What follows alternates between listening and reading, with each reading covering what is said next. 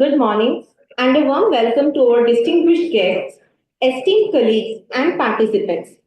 Now I would like to call on stage Professor Ravi Chandran, Professor Rangarajan, Professor Kundu, Professor Munjal, Professor Sinha and Professor Banerjee.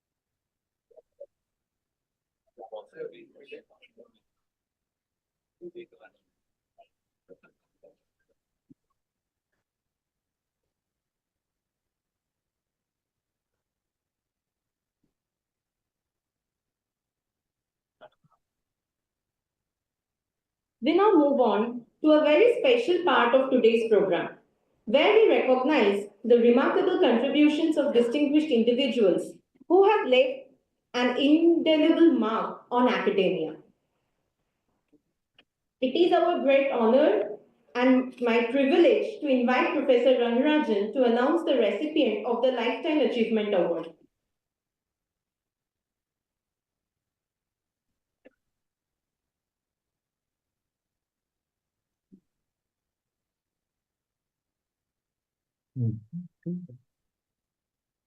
I was trying to listen.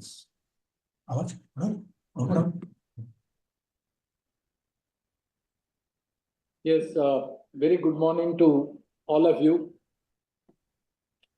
Today, after the 3 days deliberations, now we have reached to the valedictory ceremony. Here we are going to have the awards, Lifetime Achievement Awards, and all the other awards which are also there.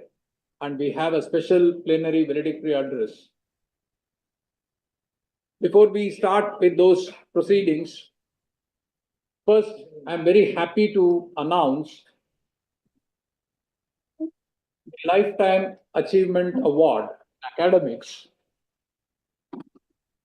for two great professors.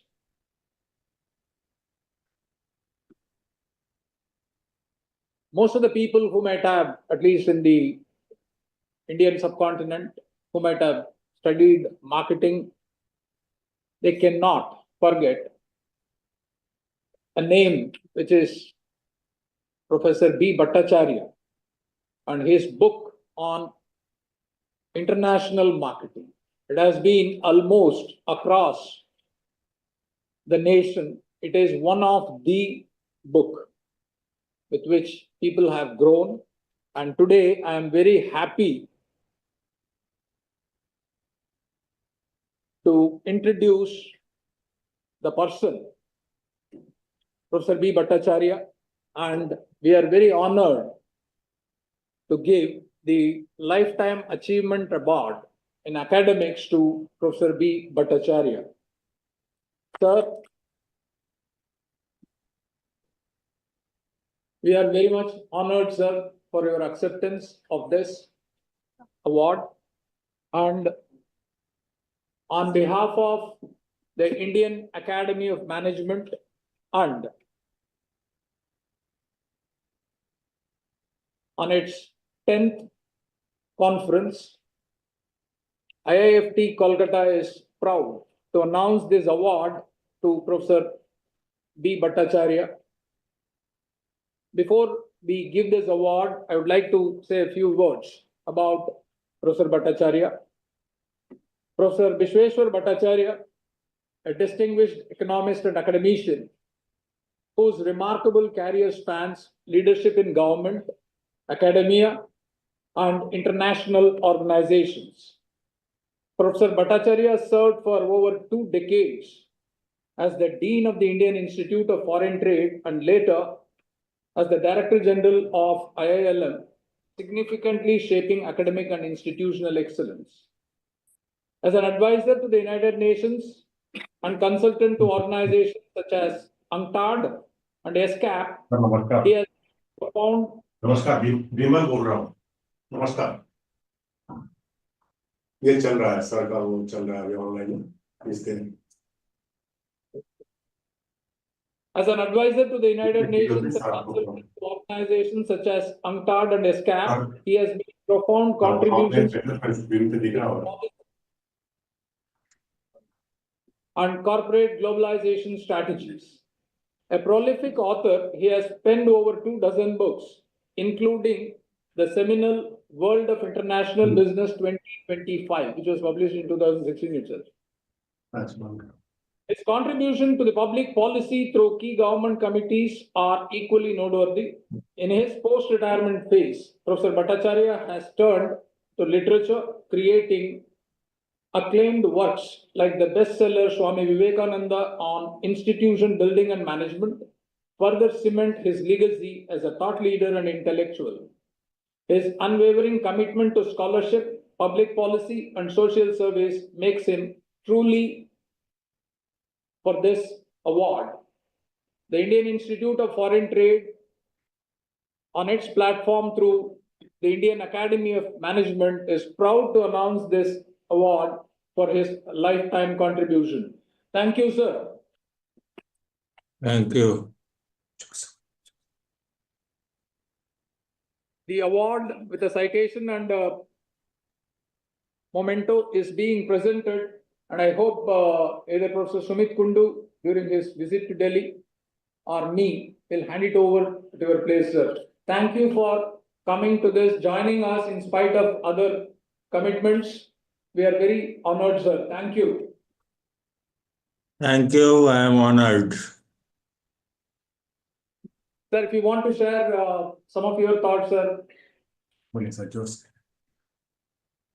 A very good morning to all the distinguished people over there. It is very nice to see the people whom I used to know very well decades back. It is equally gratifying that at the fag end of my career, or at least the end of my professional career, they have remembered me. Essentially, they must have remembered me as a teacher, because that's the main connection between them and myself. I always feel very happy that despite my associations with a very large number of national and international organizations, I always consider IIFT to be my mother institution. I have spent 2/3 of my life over there, and therefore whenever I see IIFT doing well, I feel extremely satisfied.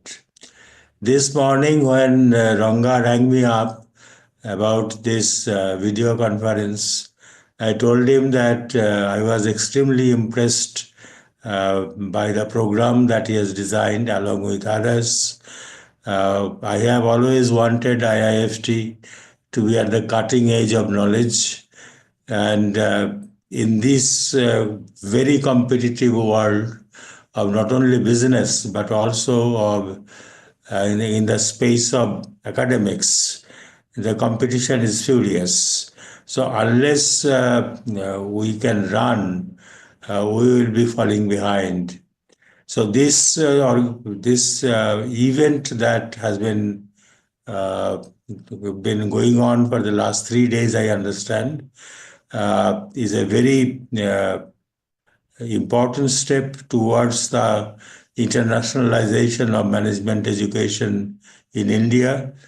You will definitely expect that this collaboration with the management experts from the United States and India will continue, and that will definitely benefit our country as a whole. The last word, this year is going to be a very interesting time in its worst sense. In my long 45 years of dealing with trade policy, I have never seen such a situation in my life. And therefore, as academics, I think we have a shared responsibility along with other public policy intellectuals and those who contribute to the public policy space to work out new modalities of engagement within India as well as outside.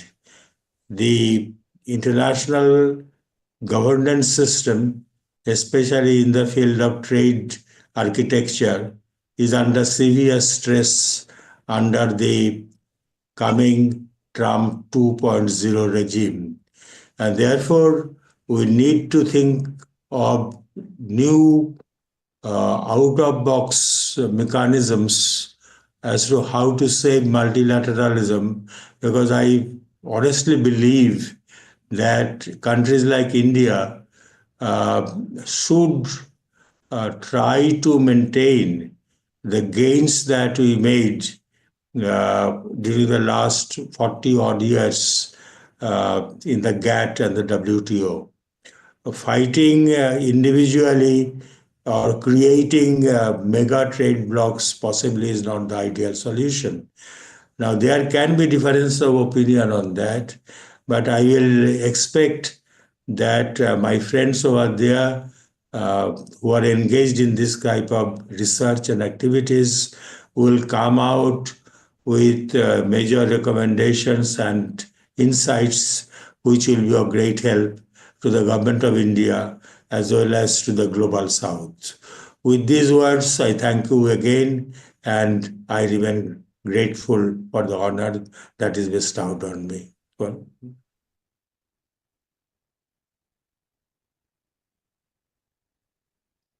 Thank you, sir. Now, we are moving to the next Lifetime Achievement Award. I request Upasana to take this forward.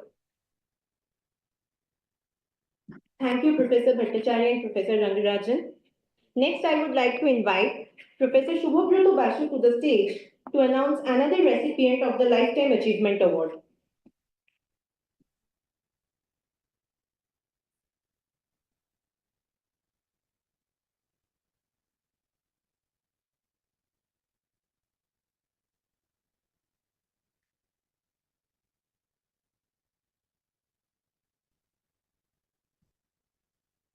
Thank you, Upasana. Good morning to everybody. Our next awardee, lifetime awardee, is Professor N. Ravichandran. He was the fourth regular director of IIM Indore. He started his career in IIM Ahmedabad in the operations management area in the year 1981. And he took over the directorship of IIM Indore in November 2008, and he had been there. In fact, he was the torchbearer, so to say, to scale up IIM Indore from what it was to what it is currently. We are the largest IIM in the country. We have a student strength of around 20,000 of all shades and hues. Our PGP, which is our flagship program, which is the MBA program, so that is the largest in the country. During his tenure, it was scaled up from 180 to 450. That was for the IIM Indore campus itself, which is in Madhya Pradesh. And we also had our dream, which was fulfilled during his time.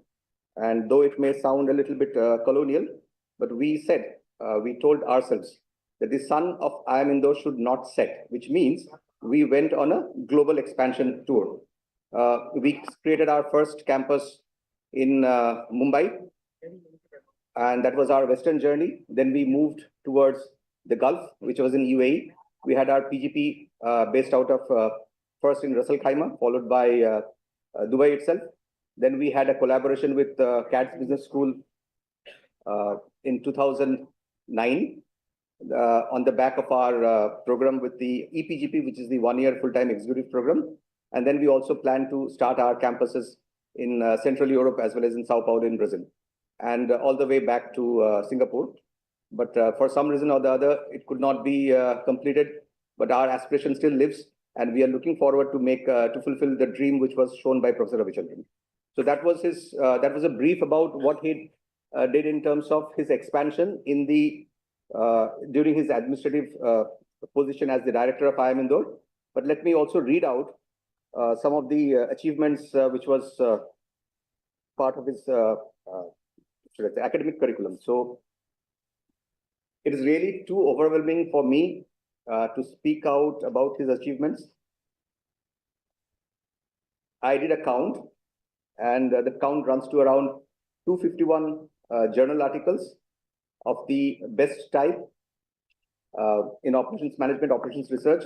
And operations research was not only the thing which constrained him, he was also a secondary member of the strategic management area of IIM Indore, IIM Ahmedabad. So he was a faculty member of IIM Ahmedabad. And we used to call it the business policy area. So he was a secondary member of business policy area. He was, as people used to say, his colleagues used to say, we used to say as his students, he was a darling of the industry. So you name any industry, so he was a consultant to that industry.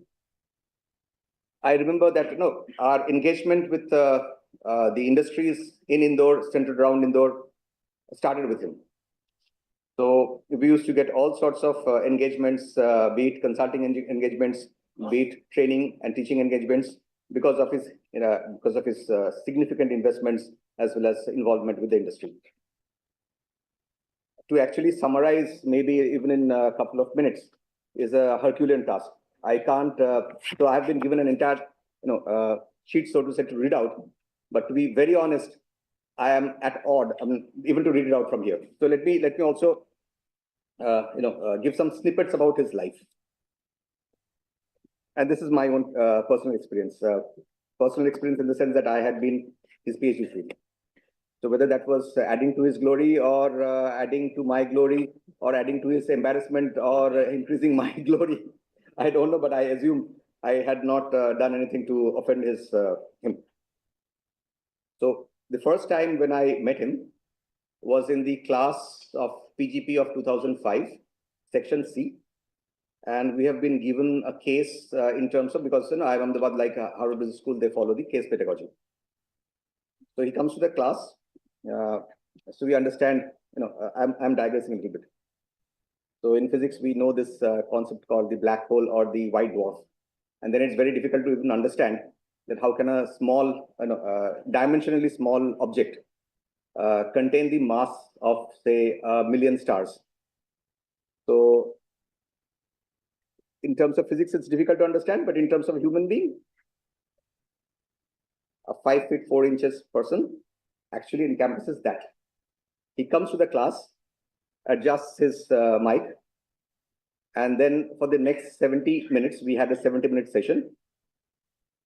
He takes us through what appeared to be nothing across 32 odd pages. We didn't understand anything about what was there in the case. Before he sliced, diced, and made us, available to us, to our stupid brains, made us understand what it was. That was the first interaction. One small snippet. So there was in IIM Ahmedabad, especially there is a concept, there is a component, there's an evaluation component called class participation. So people used to raise their hand, whatever they say, whether that counts as a contributing class participation for the betterment of the class, one doesn't know. But then one such student actually raised his hand, and Professor Ravichandran went there and he asked some question, yes, what it is. Then he was quite dumbfounded. Then he said, "Haath kyun uthaya? Laddu milega kya?" So why did you raise your hand? Do you expect to get some laddu? So no, right. So this was one interesting thing. The first term of the first trimester of IIM Ahmedabad is literally a pressure cooker situation. So if you survive the first term of first half of first term, you can survive anywhere in the universe. And I am using this term, anywhere in the universe. So, so therefore, at least on the first, on those first maybe 1.5 months, we didn't grow a whole lot of, good feelings towards our faculty members, and therefore we used to give them an award, which was commensurate, which is the whole name was Professor of the Year Award. But if you just take the first letters of the 4 words, you get it a potty award. Okay. So Professor Ravichandran was a consistent recipient of the potty award, which is the Professor of the Year Award, at least for the 4 years that I was there in IIM Indore. Okay. Let me also tell you something about the person called Professor Ravichandran. So he had taken over the directorship of Indore in 2008, November, and my thesis defense was scheduled on 6th of June 2009. And 8th of June 2009. And on the next day, which is on 9th of June, there was an event in Indore. He was already posted in Indore. So what happened was my defense was on at 2 p.m. on 8th. So he left Indore, traveled by vehicle by road. So he left at around 4 a.m. in the morning.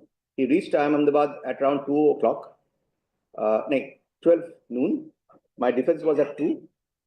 It was done by 3 o'clock. And then he returned and reached Indore at 2 a.m. That is on 9th. And why? Because on 9th of June 2009, Dalai Lama was supposed to visit IIM Indore's campus. Right. So he being who he is. So it is extremely difficult to find an advisor who would defend his student like this. Right. With all his, he was already a director. He had everything there, but he remembered that this is what it is. So my first responsibility was towards my child. That's me. And that's what he did. We ran into a umpteen number of problems in Indore as a faculty member, and he was always there to bail us out. Now, I thought of actually showing a photo, but somehow or the other I couldn't find it.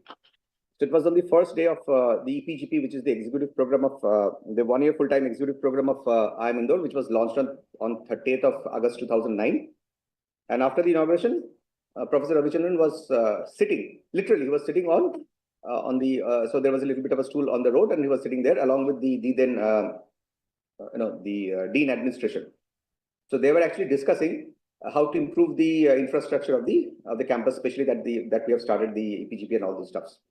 Taking that thing forward, around winter, and in Indore it's not so mild as in Calcutta. So there was a little bit of around 2:15 a.m. in the morning. There was some commotion on the street in front of our apartment. So I just peeped out what was happening, and then I saw 2 gentlemen. One was wearing white kurta pajama, so that was Professor Gupta was the dean, and another young gentleman wearing a shorts, taking a stroll, trying to figure out, or rather they were inspecting. These 2 people were inspecting the progress of the road in the campus. 2:15 a.m. in the morning. Right. You want to give him a call anytime as a student, as a faculty member, he's there, he would respond. Right. I don't know if there is indeed a more deserving candidate for the Lifetime Achievement Award of INDAM. So for me, I'm extremely sorry that I have actually messed up with this with what was supposed to be written here, and I was supposed to read it out, but I'm quite overwhelmed. And all I can say is, sir, possibly we made a little bit of a delay in recognizing your contributions, but there pe ho produce so. That's what it is. With these few words, let's do the honors to you, sir.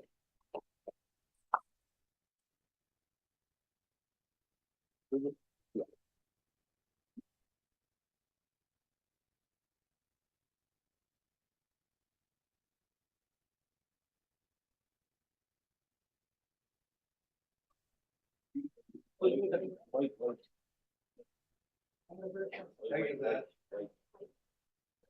The honor, we are all working with him, and therefore we are protected.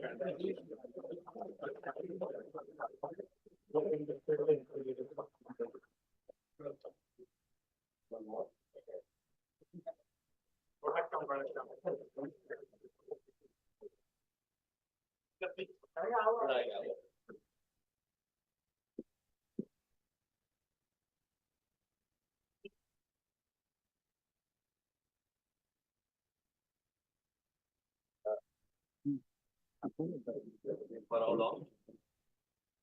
Okay, but there are other things too, right? Yeah.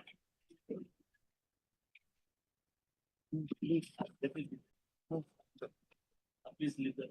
Sure. No, that's okay. It can be here if you want. Ask a photo, Leah.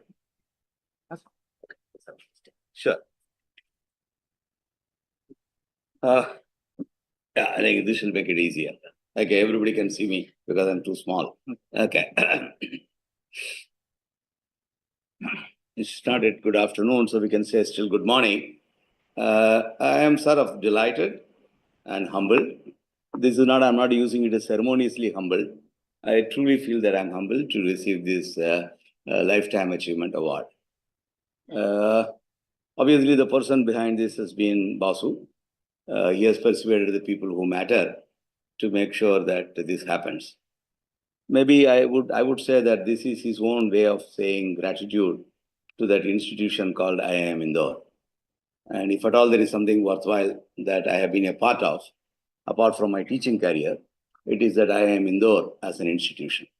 This was an institution, I'm not bragging, but this was an institution which was dying, and we have made it very vibrant.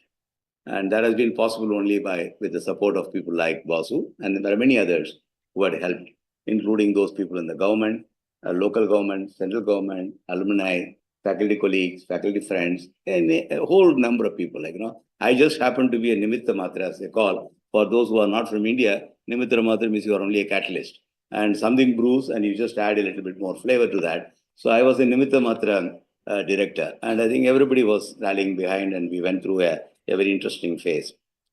Accidents do happen in life, including the Lifetime Achievement Award. My appointment as director, IIM Indore, happened when Arjun Singh was the HRD minister, who never signed a file without a consideration. There was no consideration in my case apart from my CV. And he looked at the CV and this fellow cannot give anything. Let's as well sign this. And then he said, "Oh, set up. No, my appointment was made purely on, let's say, merit or non-availability of other people who are willing to go to IIM Indore." So I think the rest is history, and I think hopefully before I get too old, I should be able to pen down the experience of IIM Indore, transformation of institution or joy of action, the transformation leadership at IIMA. The title is ready, content is also ready. I don't know when will I polish it and complete it. But in these occasions, I don't want to give a scholarly talk because I'm not a scholar. I still continue to be a student of management. So we learn, we continue to learn till our death. So therefore, I don't want to give a scholarly talk, but having chosen teaching as my choice profession, and having spent 40 years at IIM Ahmedabad, much more than the eligible years for pension. Because the pension remains the same, whether I spend 40 years or whether I spend 25 years. I spent 40 years, maybe a foolish way of doing things. And having spent another 5 years at Indore in trying to build an institution, I cannot but reflect on the status of management education in this country. I'm not going to give a long talk.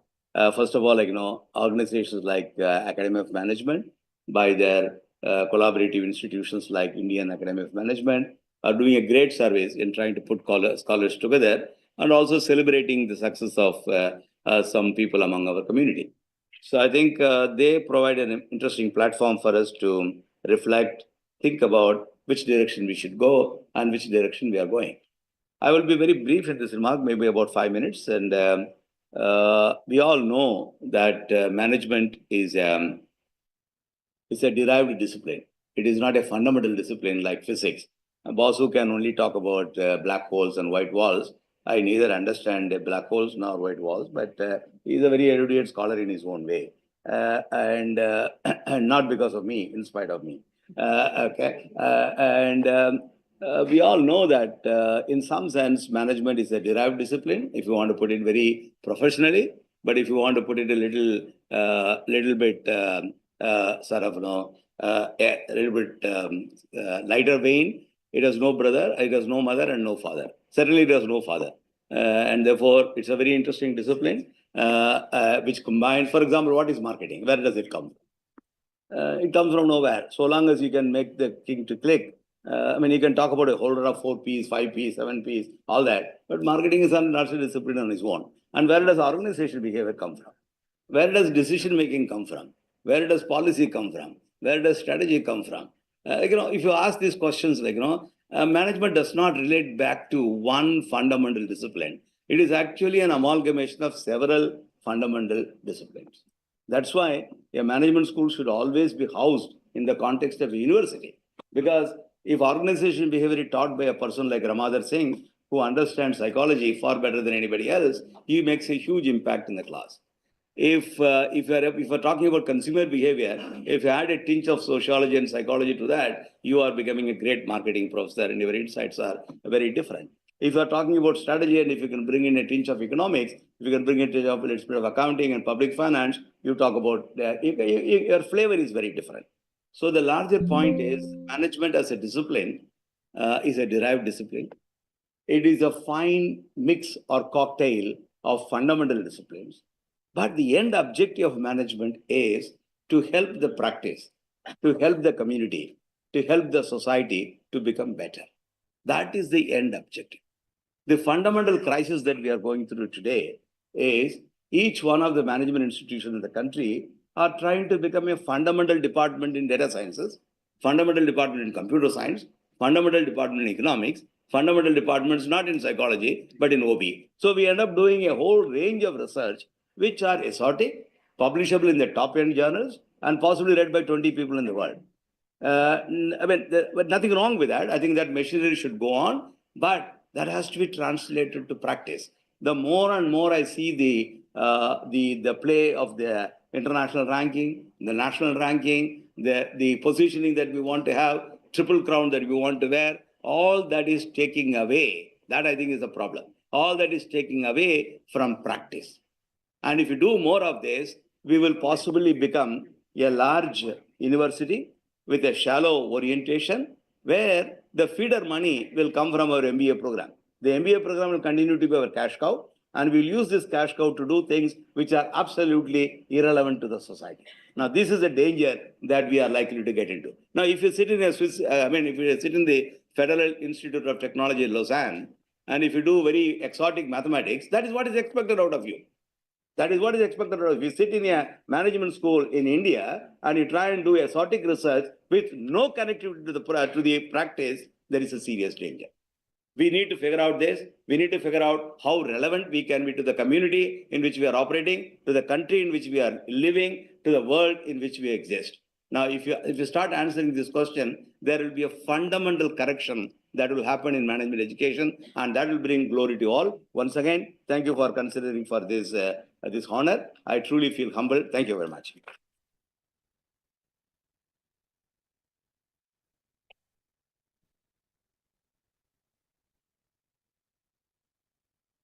Thank you, Professor Ravichandran and Professor Basu.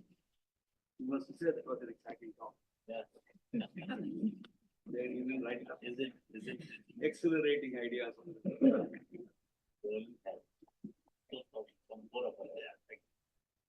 Now it is my pleasure to begin the another award by inviting Professor Banerjee to present the INDAM Industry Fellow Award.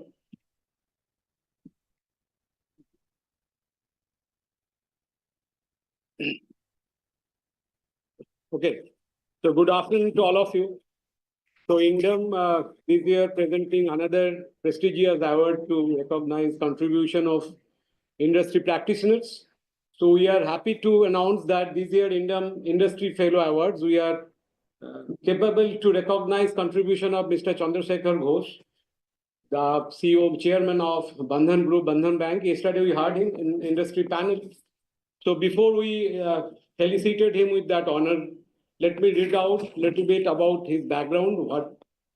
So Mr. Chandrasekhar Ghosh is a visionary leader and one of India's foremost proponents of financial inclusion, has dedicated more than 3 decades to transforming the landscape of microfinance, banking, and community development. renowned for his ability to create impactful, scalable institutions. He is founder of the non-for-profit entity Bandhan, established in 2001, which grew from an NGO into India's first microfinance institution to transform into a universal bank in 2015. Under his leadership, Bandhan Bank emerged as a financial powerhouse with a pan-India presence, serving 3.44 crore customers with over 76,000 employees as of June 2024. His work has been instrumental in empowering underserved communities and fostering entrepreneurial growth through innovative financial solutions.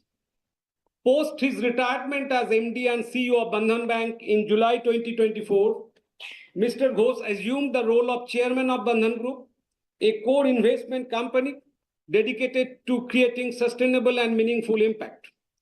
His contribution to financial inclusion and economic empowerment have earned him numerous accolades, including the Lifetime Achievement Award at India's Best Bank Awards 2023 by Financial Express, Banker of the Year 2018-19 by Business Standard, and CNN-IBN Indian of the Year 2016 in Business. A master's degree holder in statistics and an alumnus of the HBS Axion program on strategic leadership at Harvard Business School, Mr. Ghosh has also held significant roles in industry bodies such as CII, FICCI, and IBA. His enduring legacy reflects his commitment to uplifting lives and driving purposeful financial empowerment. As an industry leader, his perspective on financial inclusion and development will bring invaluable insights to the panel discussion, and we are honored to felicitate him or to recognize his contribution as a pillar, the way he empowered the underprivileged or bottom-up pyramid. So now it is my pleasure to hand over a small memento on behalf of INDAM and IIFT.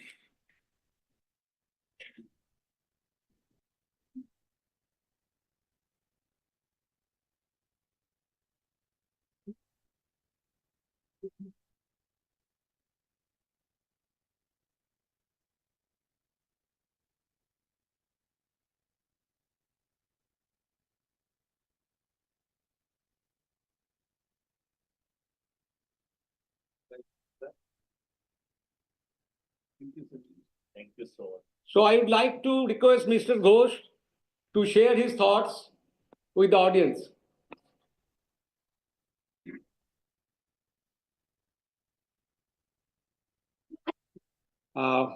Thank you, IIFT, and to recognize this, the contribution to the society.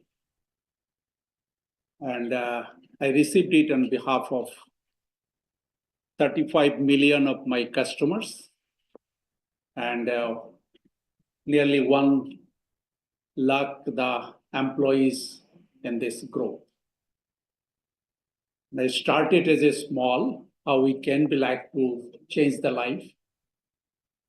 Now I feel that yes, we are not only banking, we change the life of the people, those are living bottom of the pyramid. And when I meet them and see that, it started as a tea stall, as now restaurant, and their vision, the small women are vision as a biryani house in KOLKATA, is feeling proud that really they have been changed their life and their family and the society. So I am at one of the part of this people. And of course, it is all helped all of you on that. And Professor Shrikant Banerjee has mentioned about it. I not mentioned another 2 points in here. The Bandhan Bank is under the holding company, which I am now chairing. That's fine. But under this holding company, we bought a IDFC mutual fund. You maybe know that. And this is now the Bandhan Mutual Fund. And 1.7 lakh crores in the business hold. And we also bought one insurance company, which is an Aegon Insurance. Now this is a insurance also going up to serve the people of the country. And the latest, we have been taken a 3 IT company. One is UK, one is US, New York, another in Bangalore. And so name is in Genesis Infotech Group. We bought that really in the last month. So my mention on this point on that is not good enough, only one type of service for the society. Maybe start from the small in the bottom. But when I learn from more from the people and demand, and then we are reaching to this, the different of the vertical, which is diversified, the people's need meet up from this, the one umbrella. And it is a very big opportunities. I say that again, 1 lakh the people are getting the job in this, the group, and created this job. And of course, the IIFT like of the organization helped us to supply the leaders who can be carry the vision of the promoters or founders to reach to the people, to change the life of the people. Thank you again to all of you. Thank you again, IIFT and all of them. Thank you. Sorry, I like to leave now. I will be asking the request. You can apologize me. Thank you.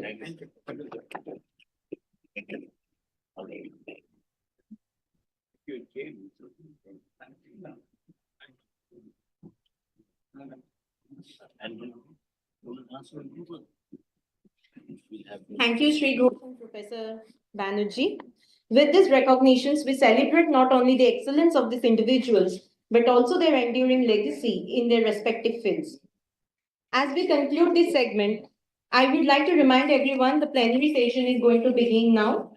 I would request Professor Kundu to be on the stage and other dignitaries to get down, to leave. I now request Ankana to take over this session.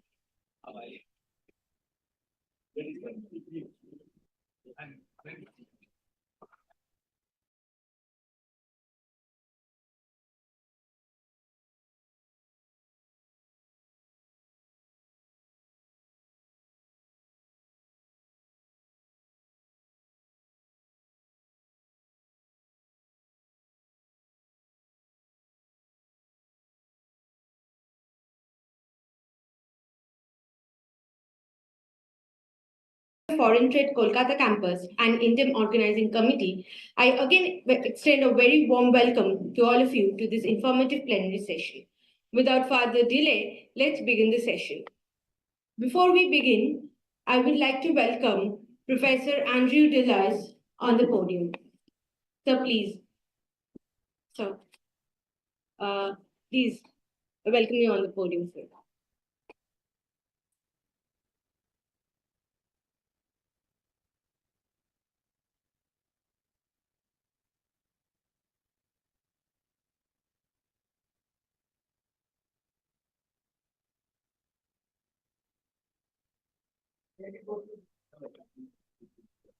With great pleasure, I would now like to introduce our speaker for this session, Professor Andrew Delars.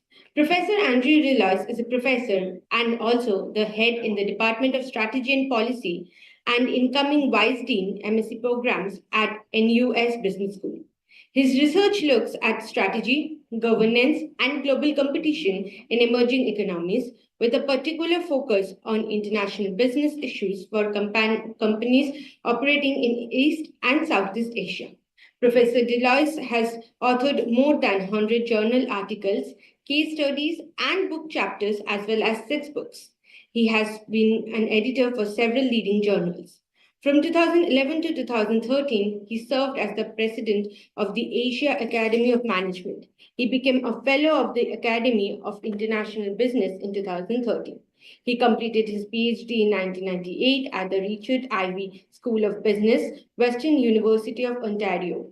Professor Deleuze has worked and lived in Asia for more than 24 years, including 3 years in Hong Kong and 2 years in Japan. Now, I would like to welcome Sir with a cloud.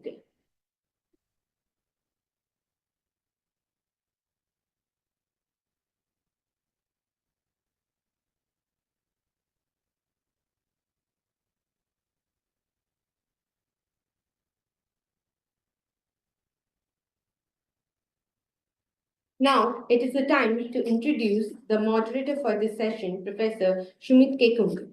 Professor Shumit K. Kundu is the James K. Patton Eminent Scholar Chair in International Business at Florida International University and Vice President and President-elect of Academy of International Business.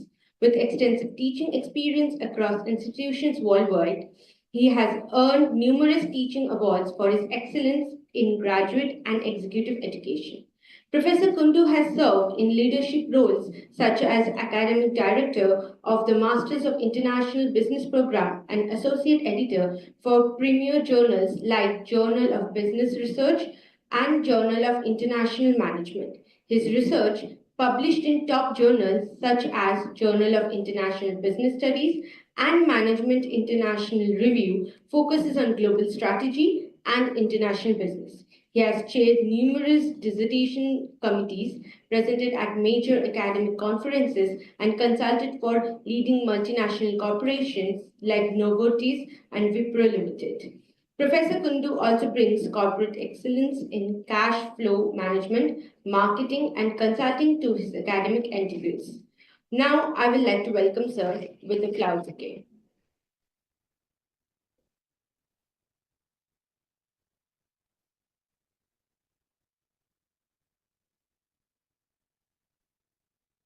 Sir, now I would like to hand over the session to you. The session is all yours.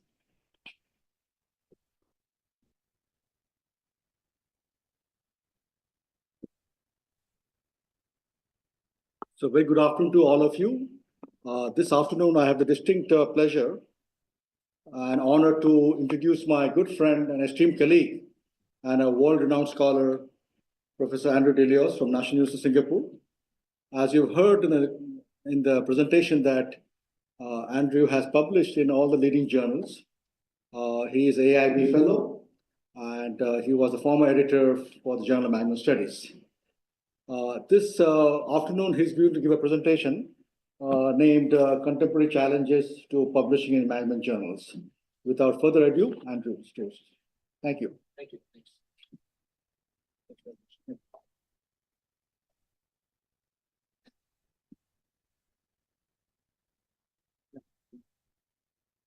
Okay.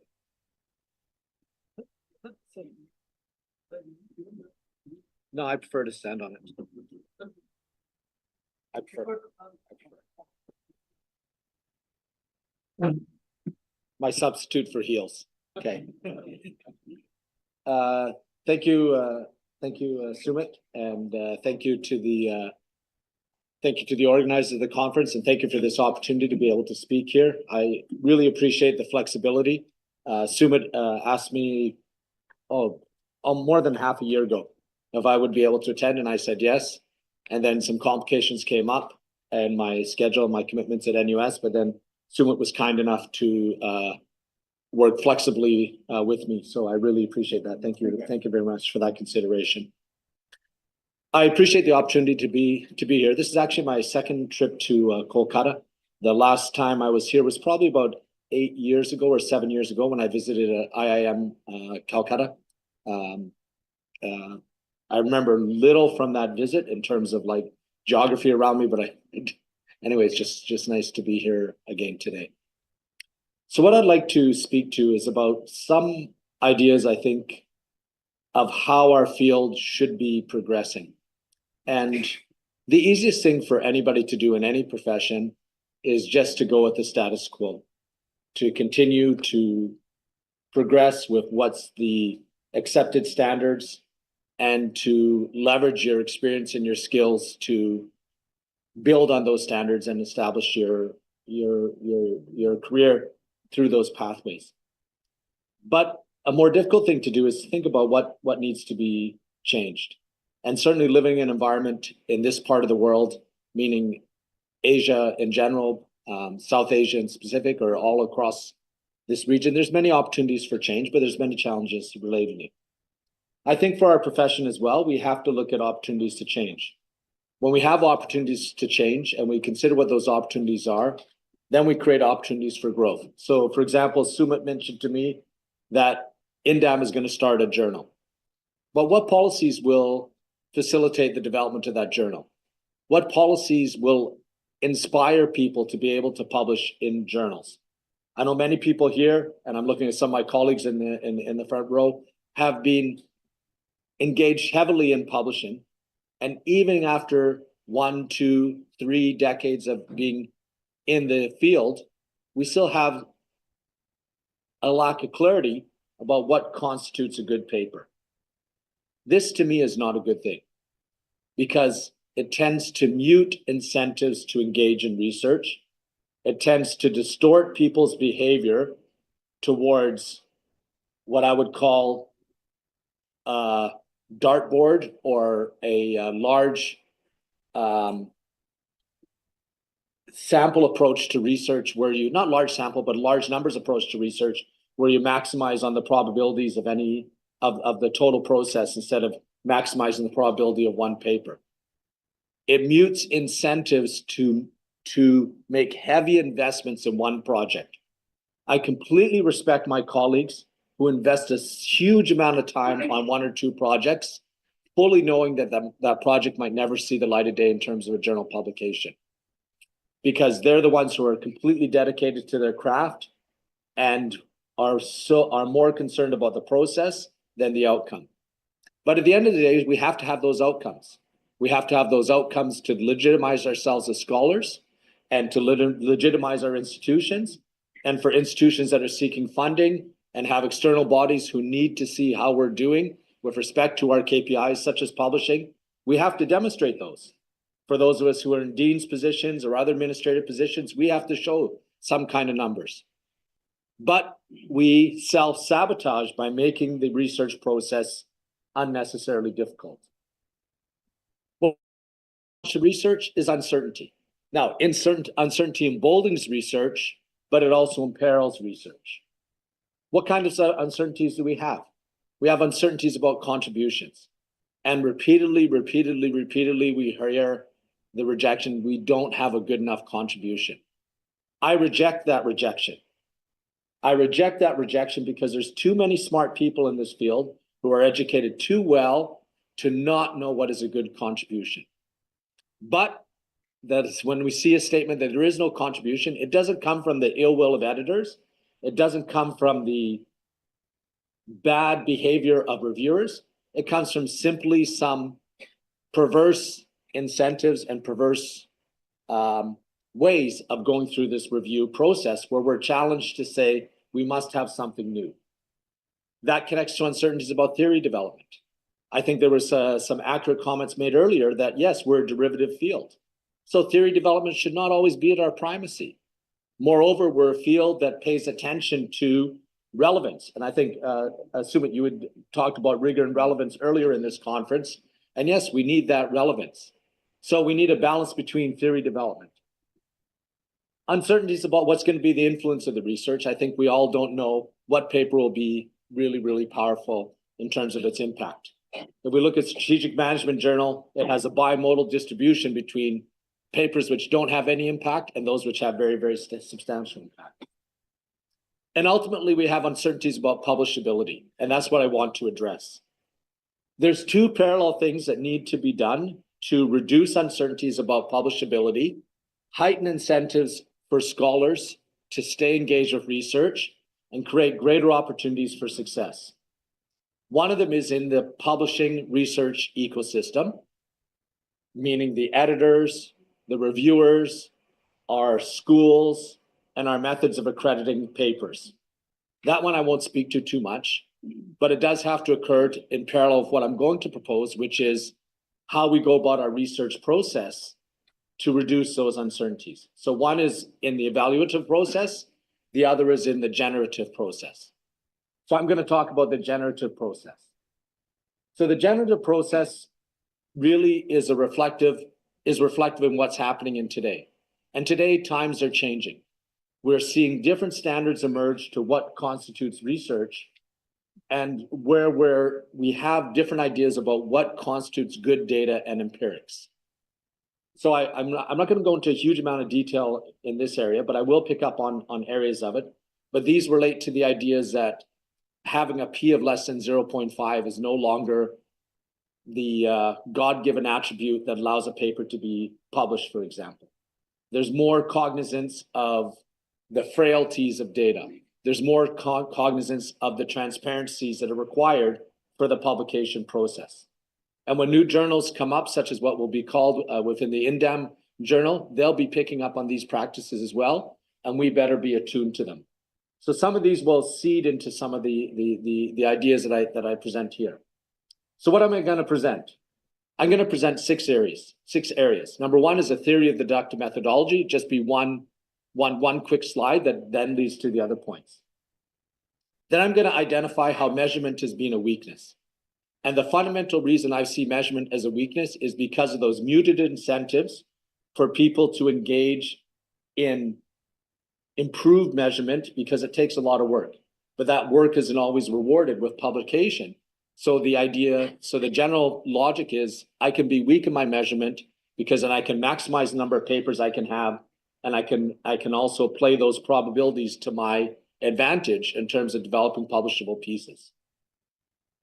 Then I'm going to talk about the role of reproduction, replication, generalizability in the process. Then I'm going to focus on this specific area called choice points. Choice points are those subjective areas, not objective, subjective areas of paper production that then yield the empirics. And what are the 2 points I want to emphasize here is that the magnification of potential research designs based upon those choice points is much greater than we might anticipate. The second thing is the variance in empirical outcomes based upon sensible different choices across those choice points are actually more substantive than what we might expect. In other words, based upon those choice points and good faith researcher choices around those choice points, we can either obtain a positive result, a negative result, or a new null result on a focal variable. Then I'll talk about numbers 5 and 6, which are how crowdsourcing can help us understand better. Number 4, the role of choice points. And then number 6 is just one slide of vision of the field. So number 1 and number 6 are just one slide. Number 1 is this one. This is from Richard Pagosi, who did a lot of work on the core epistemology of the deductive approach, if I put those words together correctly. He published in the journal Marketing, he published in Administrative Science Quarterly, and essentially what he did was establish what we call correspondence rules. The simple point I want to make here is that when we have the empirical world and we have the conceptual world, and we have correspondence rules for linking the empirical world to the conceptual world. So we never ever observe what's in the conceptual world, but we do observe what's in the empirical world. And we have to tightly align the empirics to the conceptual. And when we do, we get better alignment with what are the roots of the issues. So he's gone through a lot of work, and this was ultimately that led to the generation of structural equation modeling. But one of the points we tend to forget is that our measures are reflective of concepts. And the weaker the measurement we have, the weaker is the reflection of the concept. The weaker is the reflection of the measurement to the concept, the weaker is our ability to diagnose and evaluate those conceptual relationships that exist, because we have too much of distance between those measures and concepts.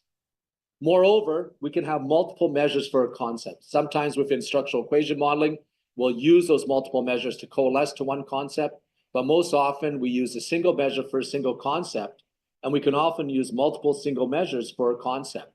And sometimes we'll say for performance, I can use return on sales, I can use return on equity, I can use return on assets. These are all correlated with one another to a degree of 0.9, for example. So it doesn't really matter what I choose, but it does matter what I choose, because the domain of each of those different measures is substantially enough different that when we plug them into an empirical model, the outcomes will be somewhat variable. So how do we guide researchers amongst this concern? So number one is remember these points about the underlying concepts. When we focus on measurement as a weakness, we can actually identify some of the substandardized choices that are being made. So I went through a process with a colleague of mine called Ed Mileski and a PhD student, not a PhD student of mine, a former PhD student of mine called Shu Yu, and then another PhD student of Ed Mileski's called Griffin Riddler. And what we wanted to do is identify reasons why there's methodological errors, particularly 4 of them are measurement errors, emerging in corruption research. So what we want to talk about is because people were sub-optimizing on the way in which they were measuring corruption, the explosion in research on corruption was yielding empirical results that were extremely, extremely frail. Okay? This is problematic because, for example, corruption is one of the foremost issues that people in the management space in almost any sector of the world have to deal with. Us as management academics have a responsibility to deliver reliable results to managers and policymakers about what types of corruption exist, what are the costs of corruption, and what are potential means to be able to combat it. That's our role to play in the betterment of a world around us, for example. But if we sub-optimize on how we address these issues, then we yield an empirical body of work that is fundamentally meaningless. Okay? Again, not trying to be harsh to my colleagues, not trying to be harsh to myself, because I do sometimes reevaluate my own papers in the context of these areas. But what I'm trying to be harsh to is our system that creates these incentives that allow people to move forward in these ways. So we looked at these areas, and Eddie, by the way, Eddie is a scholar in political science, and he's done a lot of work on trying to refine methods to look at corruption. He's done studies such as looking at the corruption in Myanmar, and using sophisticated methods, he's been able to identify what's the prevalence of corruption in the construction sector, what's the average bribe that's paid, so on and so forth. So there are ways to go about this. Why we went through this is there was an explosion in research in corruption in the international business and management areas and in the political economy area. So Eddie coming from political economy, myself and Shu coming from the management area. We tracked, first of all, the publication numbers, and you can see they're increasing over time. So this is the building empirical base, sparked by many good papers by some of our colleagues who are really good at conceptualizing ideas on corruption, such as Alvaro Cuevas-Kazura and others. And we saw this explosion in the publication. But then we also identified how the research methods were improving over time. And we identified 6 areas: causal influence, social desirability, aggregation, types of actors, perception, experience, frequency, and scale, so on and so forth, right? So we're tracking what was happening over time. And what we identified is the point that research in the political economy area over time was slowly reducing, more rapidly reducing the prevalence of those 6 errors or 6 design frailties than was happening in IB and management. Now you see a convergence in 2020, but that was simply because there's only 1 or 2 papers published. What was one of the core reasons for this? One of the core reasons for this is many people were using corruption as measured by very aggregate indicators, such as those published by the World Bank or other bodies, such as the Corruption Perceptions Index. These are big indicators of corruption that cover many different types of corruption. So they have this kind of aggregation bias, or they don't connect to the right type of actor. So we'll want to do a study on corruption, and we'll use this aggregate indicator where only a small domain of that measure connects to what we want to be able to study. So as a consequence, we have a very broad target. We have a very narrow target, but a very broad measure. And we're not sure if we're capturing that area correctly. So this was a call for researchers to engage more directly using various tools that we advocate about how to go through the process of identifying corruption or how to design a corruption study, or how to do various kinds of data collection. But again, what's the fundamental problem? The fundamental problem is not that the knowledge does not exist about how to do this research. The fundamental problem resides that if I encourage somebody to do this, they're going to have to spend 6 months in the field. They're going to have to get these great data. They're going to have to come up with these results, and then they're going to send it to a journal. And then the unfortunate, perverse review process will say, not enough novelty. I appreciate that you spent months in the field. I appreciate that you have these great data. But you know what? Just not new enough. I'm sorry. All right? So why would somebody do that? Somebody would only do that if they had the internal goodwill, the internal drive to really want to investigate this topic. If they have a family to feed, if they have a career to support, then what's the better approach? The better approach is take those aggregate indicators, grab some other archival data, run your study, produce 3 different studies, and one of them will get through. And at the end of the day, I'll still get the same institutional credit. So the challenge is, how do we reduce that uncertainty?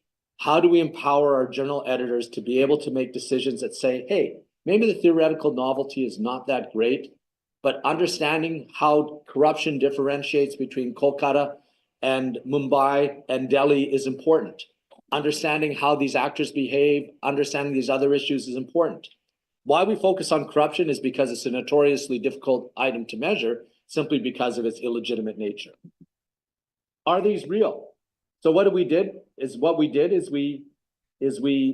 actually exposed, we undertook these ideas through the journal World Business. And this is where Ajay and his team actually gave the opportunity to allow replications to be done to show what happens when we start to accumulate studies with some of these methodological errors. So this is where reproduction, replication, and generalizability tests come into play. So what we did is we replicated 4 studies using these corruption indicators. And what we showed is that for 3 of these 4 studies, or 4 of the 5 studies, I can't remember exactly how many we did, we simply could not replicate the results. Why? Because for that very reason that I identified, they had a very specific research question about the type of corruption and the type of actors involved, but they used a very aggregate indicator, right? And so as a consequence, when you remodel, you expose some of those frailties in the research design that are a consequence of the mismatch between measures, concepts, and the underlying relationship. The only relationship that held up was the one that was very general in approach. It said more corruption leads to lower economic growth, which was a Gibbs Decade Award winning paper a while back.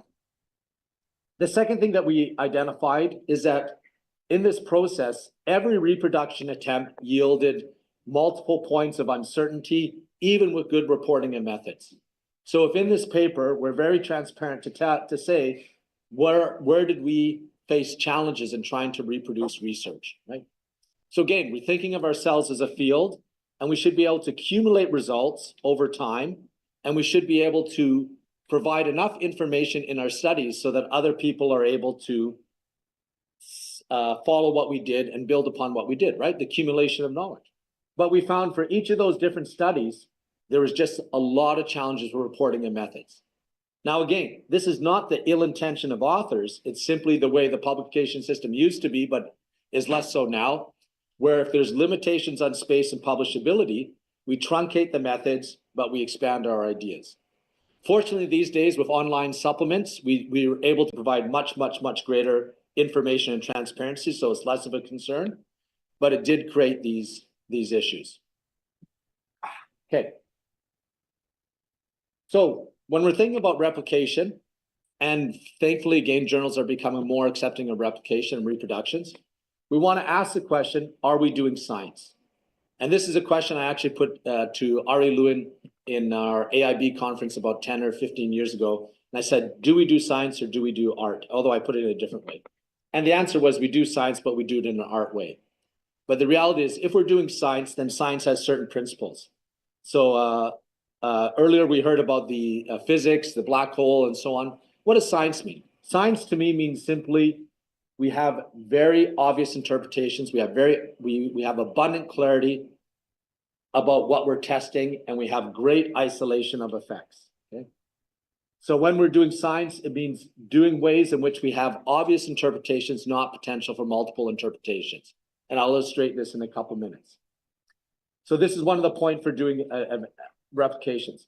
The other thing about replication studies, which will become more and more important, and it might be valuable in a journal such as an INDAM journal, where we're looking at ideas across different contexts, for example, similar situations across different contexts. We might ask, why are we doing this replication? And further, how can we accumulate resources? These are just some of the questions we have, okay? So are we doing science? So there was this replication study that was done by Heather Berry and Asim Kowal in SMJ. And they were looking at this idea about this very complicated relationship that was also studied by a Farag contractor and colleagues as well. They found a similar S-curve relationship. This S-curve relationship was published by my advisor, one of his students, Jane Liu, in the Academy of Management Journal. An S-curve relationship is a very precarious empirical relationship. It might or might not appear in those data. It might not appear in multiple versions of those data. I was constituent to the development of that paper, so I actually saw the empirical work being done, and I was really amazed at the robustness of the empirical work for the AMJ paper during the testing stage. But anyway, Asim Kowal, who's now one of the senior editors at SMJ, and Heather has had a long and good career, wanted to replicate it. They wanted to replicate it because they believe for theoretical reasons there should not be an S-curve, which is fine, right? But when they did the replication, they used a different sample, they used different measures, they used endogeneity controls, and they used a different specification. The primary thrust that they wanted to look at was, is the choice to internationalize endogenous to certain firms, and therefore the performance effects are an artifact of that endogeneity, right? So really the third point here is what they want to examine. But when you introduce so many different points of variance and you get a different outcome, it is impossible for you to explain why. Absolutely impossible for you to say why we had that different outcome, because you haven't isolated, right? But as a field, we have enough people, enough energy, we can start to isolate. So ideally, they would have borrowed the data from Jane and Paul, and they would have instituted those endogeneity controls, and then being able to identify what is the conclusion, why they didn't get the S-curve. So that's where I mean we have to be very careful about how we design and how we isolate points. We did a similar thing. I did a replication study with two of my colleagues three of my colleagues, Peng Wang, Bing Liu, and Gongming Chen. And what they had was an idea was that they saw this particular curve emerge between state ownership and the survivability of joint ventures. They were concerned that this was a time-bound relationship because it was studied in the original period from late 1990s into 2012 in China. But 2012, as in India, was an inflection point in Chinese politics when Xi Jinping took over and the state became much more aggressive in its actions against local firms. So what do? We went through a process of slowly unpacking that relationship. First, we just replicated as best we could the original study. So we wanted to say is if we do what the authors did 100% or as close as we could to them, could we get the same results? If we can't, then we don't have a place to bridge. If we can, now we can start that piece by piece variance. So what we did is we unpacked those pieces of variance one by one by one. So we used the same data, replicated. Then we expanded it. Then we used different measures. Then we used a different data source to see if we could track it through. So in other words, what we're trying to do is follow these principles of scientific testing, varying these items one by one by one. The point I'm not trying to make is I can do replication better than others. The point I'm trying to make is if we set up sensible systems where journal editors know what to look for, reviewers know what to look for, then people can build studies like this and feel that they can be rewarded, right? When we submitted this, we felt highly uncertain about it. But when we submitted it, we had our editor, Marjorie Lyles, who was extremely, extremely supportive about the process. So we felt emboldened to make those investments because our paper didn't look like this. We added lots of data over time because they had abundant clarity. That's where the process reduces the uncertainty. People will make the necessary investments to develop studies, right? And this is not that complicated to do, but it's complicated to get the motivation for because you're investing a lot of time. I recall when I was talking to Peng Wang, and he's saying, Andrew, should we gather these data? I said, I feel reasonably confident that this is the direction we should go because the editor is giving us positive signals. If we didn't get that positive signal, we wouldn't have done that, okay? Motivation, make it explicit. So this was the concerns about measurement for our other replication study. So when we're doing replications, which I believe will become more common, there's certain kinds of things we can put into place as our heuristics for understanding the replications. Do we have a common database? Have we been scrutinized? What kind of issues are we dealing with? Theoretical, methodological, epistemological. The epistemological issue was the one that Heather Berry and Nassim Kal were trying to deal with. The one I reported before about the corruption was about measurement issues. And then the second one I reported was core theoretical issues. Increasingly, journals are starting to accept these, but we must have some contribution. But again, contribution doesn't mean theoretical. It could mean empirical, could mean extension, could mean validation, right? So this is what we need to think about across these. Next point is thinking about choice points. Choice points in research are extremely important, but we tend to subvert how much these choice points matter in our research. So when we think about choice points, again, I get to the point, are we doing art or are we doing science? If we're doing art, and again, people will fall on the other side, then they'll say the choice points are all part of the collective beauty of a piece of research, right? There's an overall gestalt to that research. If we're doing science, we're saying those choice points matter because they affect the outcomes and they affect the ability to cumulatively accumulate, right? So again, it depends what side we fall on. I think for decades, we fell on the area of art in management research, which creates tremendous frustration and leads us to sub-optimize on the empirics because it's the beauty of the writing and the articulation of the contribution and that sell more than the tables and the validity of the results, okay?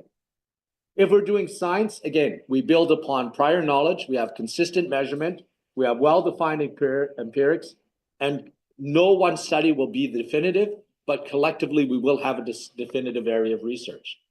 But how many of us have gone to a relatively mature area of research and they say, some studies say this, some studies say that, therefore I have an opportunity to mediate between the this and then that, right? But if you have 50 studies weighing this way, 50 studies weighing this way, if you had 51 over here, does that then swing the balance? Not necessarily. So I believe that what we do is not very sciencey. Okay, I'm not an English major, so science is the best word I could come up with. I guess scientific is a better word, so pardon me, okay? Because we have inconsistent measurement, we have incomplete defined empirics, so we have a weakly connected body of single evidence, and we also have single-use research designs. In other words, research is done, finished, we never ever extend it, such as in replication, reproduction, and so forth. Moreover, how often do we capitalize on chance? The very first paper I published in JIBS in 1996, written as a first-year PhD student with Shige Makino, totally capitalized on chance. But only took me a decade later to realize how stupid I was as a doctoral student and in that empirics. But, you know, I was naive. So I had a three-way interaction in that paper. You know, three-way interactions are as rare as a unicorn, right? We just don't see them that often. But I remember when I was running the models and I tried that three-way interaction. Oh, it worked. Okay, problem solved, all done. Let's publish the paper, so on and so forth. And okay, it got published and so and whatnot, but we tried to replicate that three-way interaction. No way, right? Because the three-way interaction is just so frail in terms of what you're trying to pull out and identify. So there's the idea about the harking and the p-hacking, right? The idea that we just hypothesize around the results or we set up models until we get those desired results. This is more deliberate behavior, but sometimes it can be innocent behavior, such as what I had in my paper. Okay, so basically, to what extent can we trust empirical results? Until now, we've always assumed always, but now evidence shows otherwise. So for example, in Nature, there was a study where they did 21 studies, only 2/3 could be replicated, even with higher power replications. Systematic bias of false positives, SMJ did this, issue on replication, but still single-use research designs prevail. So what I decided to do is I decided to think, okay, what if I subjected this own body of research that I'm familiar with to these same sorts of tests? So I've been working on a database since I was a PhD student. So that's almost 30 years now. That has been formative to over 100 published papers, maybe almost 200 published papers, a huge number of doctoral dissertations and whatnot. And I see some of the papers come out, and I know, and with all due respect to my colleagues, or maybe no respect to my colleagues, I see some of those empirical designs and I know this is impossible because I know the data intimately, okay? I know the data better than I know my wife, which may explain why I'm divorced and remarried, but anyway, that's a totally other issue, okay? But in any cases, I know those data really well. So I know the improbabilities of some of these designs. So I thought, okay, let's test it. And I'll throw my own into the basket. So we ended up testing 29 pieces of these studies. What we were trying to do was reproduce them and to see their generalizability. 10 of those papers were my own, or 9 of them, amongst those studies, but they're all coming from the common database. So what we're able to do is to take the database, so we didn't have any uncertainty about the data, give them to teams of people, and see, can they be reproduced and generalized, okay? We eventually published this study in the Proceedings of the National Academy of Sciences, PNAS. And what we found is that for the 29 different studies, about roughly slightly under half could be reproduced. But the good news is that those that could be reproduced could also be generalized, okay? Now understand, these are conditions under which should be maximally opportunity to be able to reproduce the studies. Because same data, I know the data. We contacted all the authors with this to try to get information because they were part of the same network of what I had. So we weren't operating with the same information gaps as others, but even so, we couldn't get those studies reproduced.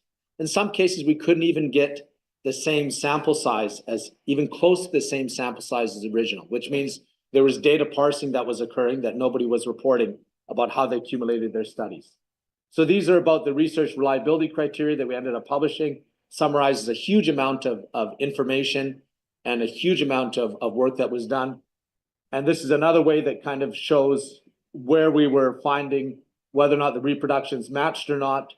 And this is just the way we reported the data, but summary, it was very, very difficult to reproduce, but good news, when reproduced, we could generalize, but only 40% could be reproduced under maximally optimal conditions for a data set that I'm familiar with over a quarter of a century.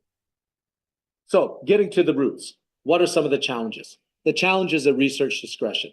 Now, research discretion leads to the beauty of art, but it leads to the disempowerment of science, okay?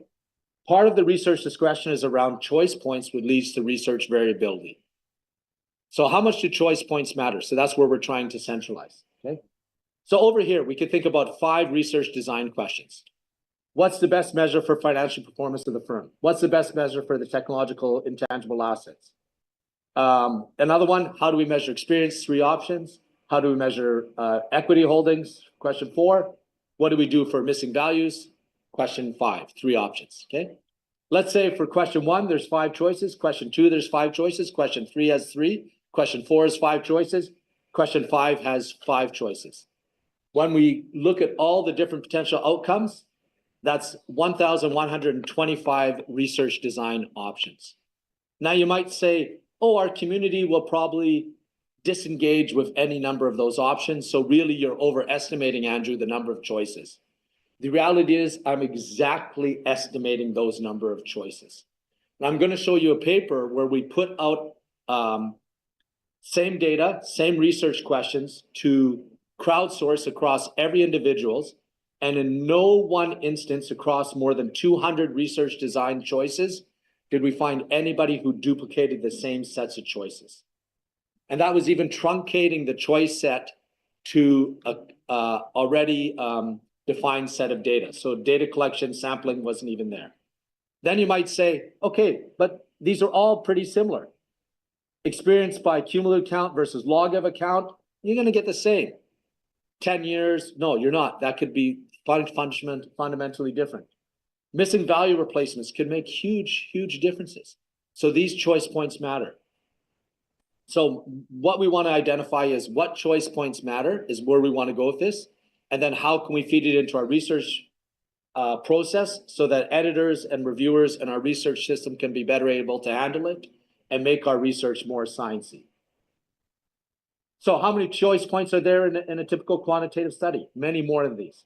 But the critical one is which one of those choice points really, really matter, okay? Maybe, for example, the technological assets of a firm, whether you measure it as R&D, R&D logged, R&D accumulated over time, maybe these are all the same. Maybe by patents, it's a little bit different. Who knows, okay? How do we identify which choice points matter? That's where we want to go as a field, which is a big area to move forward in. Okay? So what's one way to do this is to call crowdsourced research designs.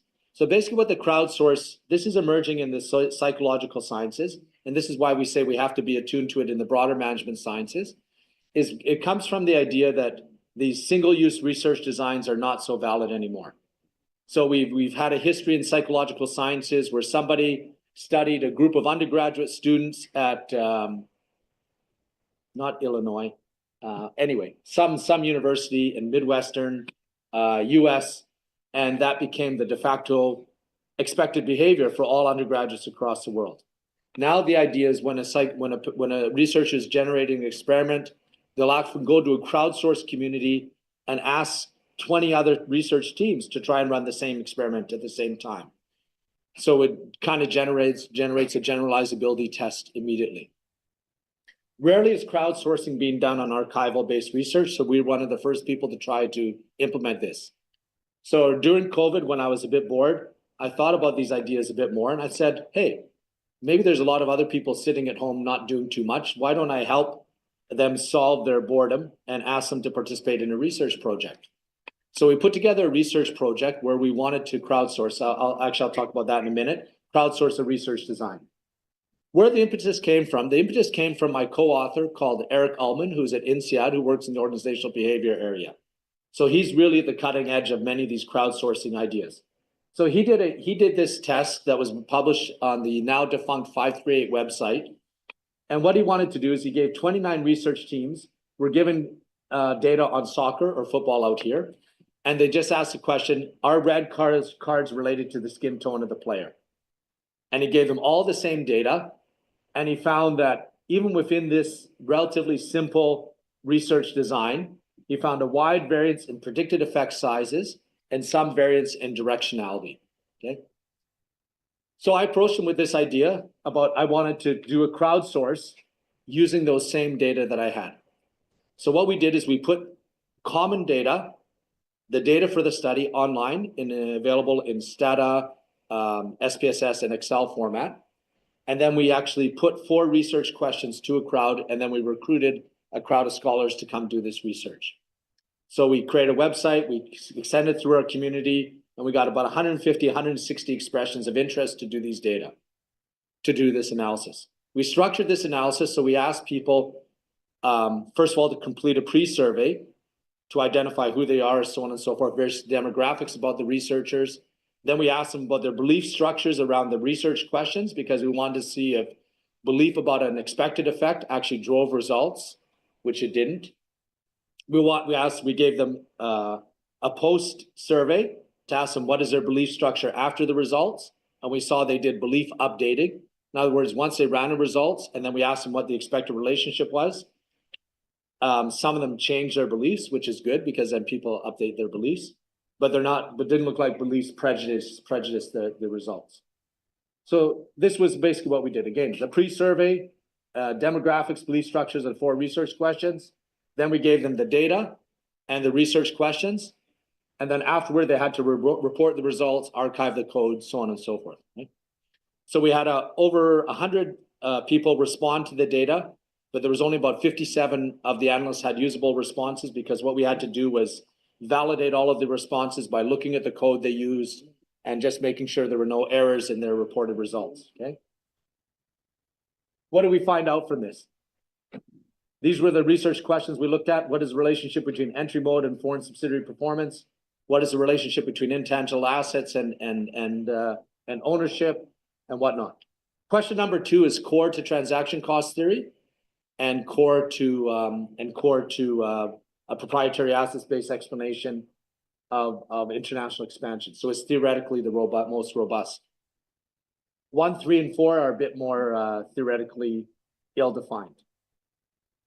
Much opportunity for these decisions to vary. So we had the same data, same code book, same set of instructions, same access to resources such as the website where everything is archived.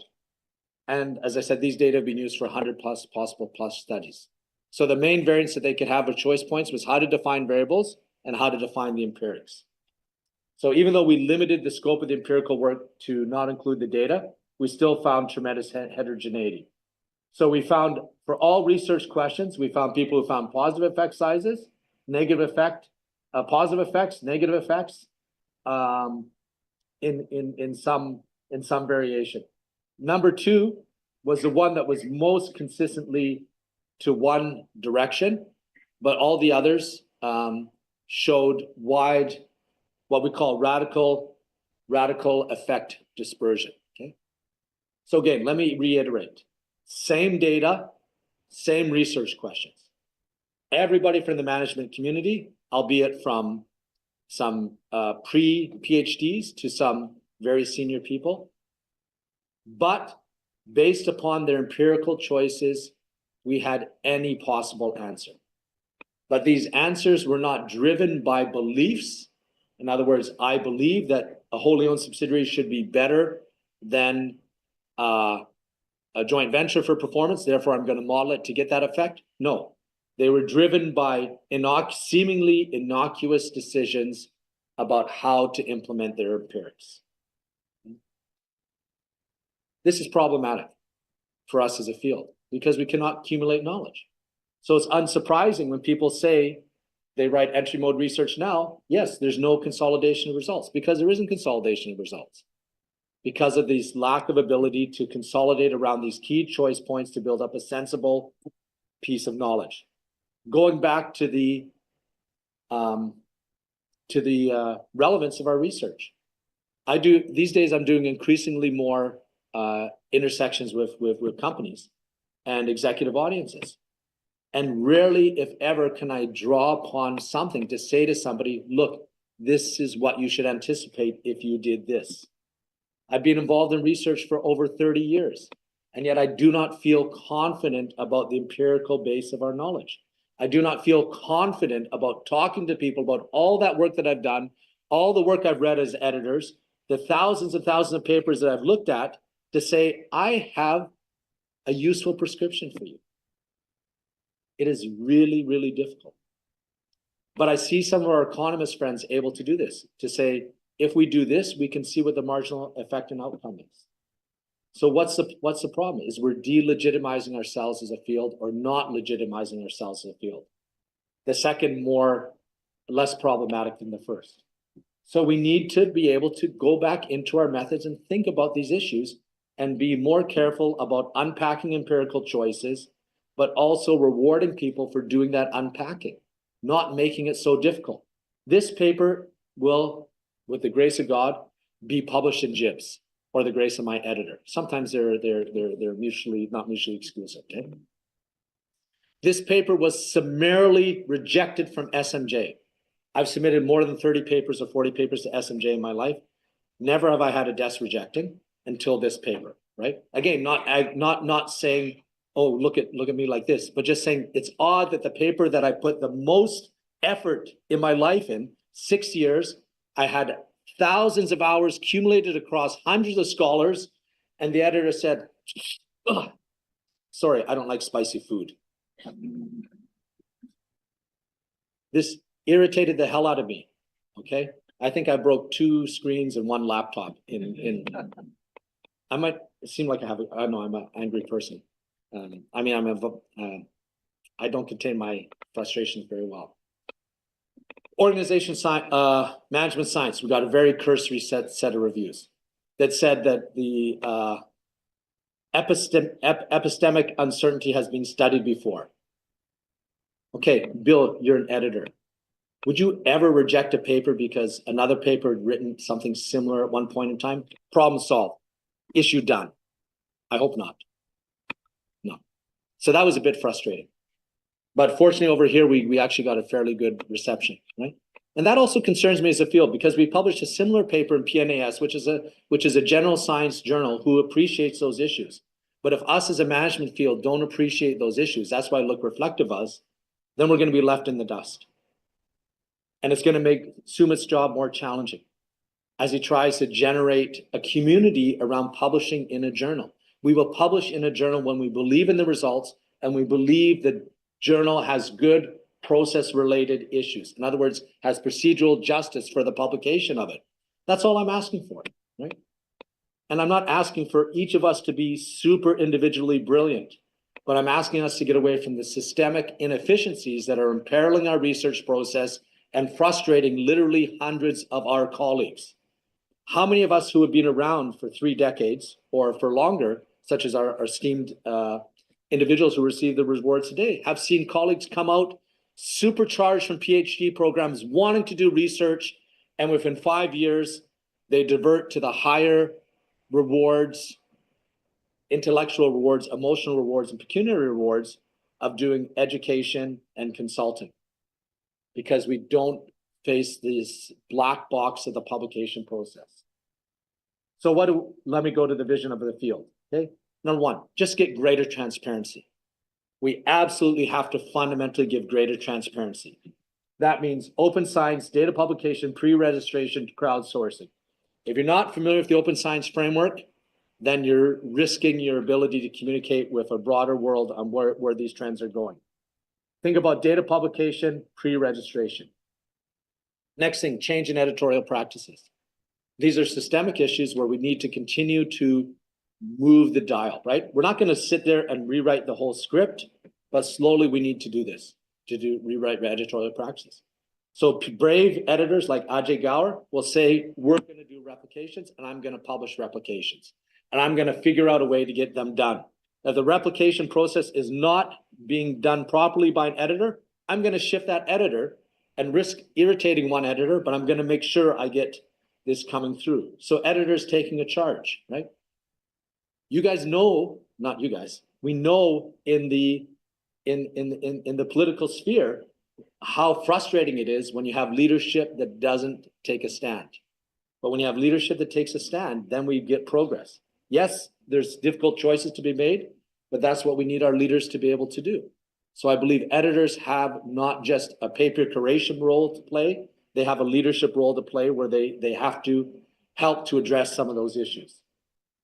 Less uncertainty. Let's get rid of this boundless uncertainty. And there's some interesting practices that are being adopted. Whether they'll stay or not, I'm not too sure. But some journals will say, I will publish your paper based upon a contract. The contract is, here's what I want to study. Here's how I'm going to study it. This is the reason I want to explore this question. And the editor will say, okay, or the team will say, this is fine, provided you implement as proposed. Whatever happens will be published, subject to, of course, maybe some small caveats. But the idea is, in the extreme, that's just one model. But how can we reduce those uncertainties? And I think absolutely the way we can reduce those uncertainties is putting a greater reliance upon a sensible empirical extension of the work that we're doing and getting less caught up in having tremendous amount of theoretical novelty because, 60 good brains in this room, hopefully we don't have 60 different theories about how the world operates. But that's what our journal system is inherently standards. So more objective standards for publication, rewarding pure empirical work, less rejection for reasons of theoretical development. And then at the end of the day, what should this lead to? What I hope is better investments in research designs, which means that we get a more solid set of empirical results, we get better data, better measurements, better tests, and we have a world where we actually do a better job of academics upon reflecting what is actually out there versus what we consider to be out there. In other words, going back to that Bogotsi thing is what's our correspondence between the empirical and conceptual world, and we start to close that gap. So that's all I have to say. So thank you for bearing with me while I went through my little diatribe, but that's what I enjoy these days. Thank you very much.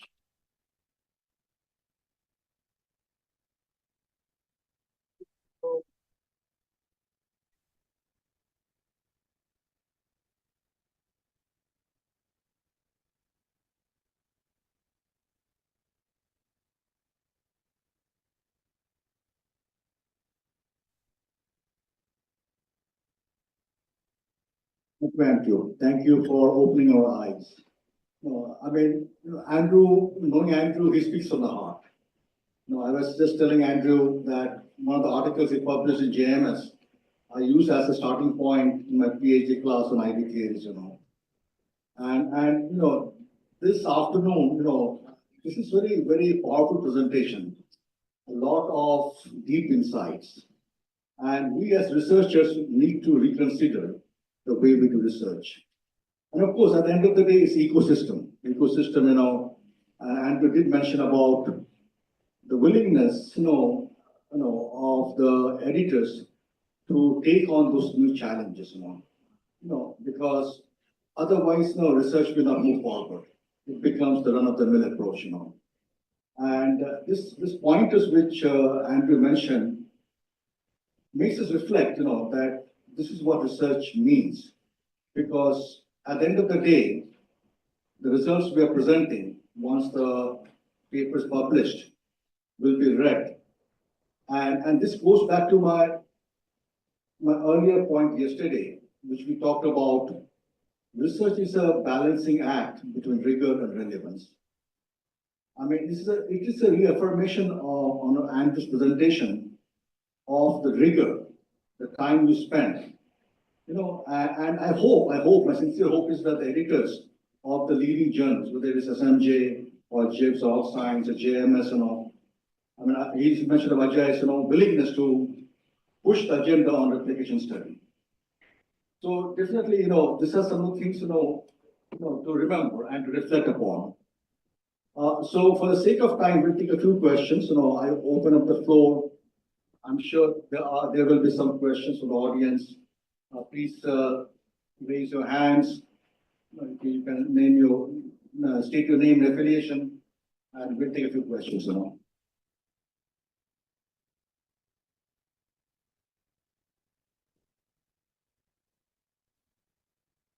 not able to see anybody raising any hands. Oh yes, please. Maybe an unfair question to you. We all recognize the fact that what is worthwhile in practice is not publishing. And what is publishable is not worthwhile in practice. I'm making a very macro, approximate statement. As I said, I spent 2 years in trying to develop an index for transparency of organizations.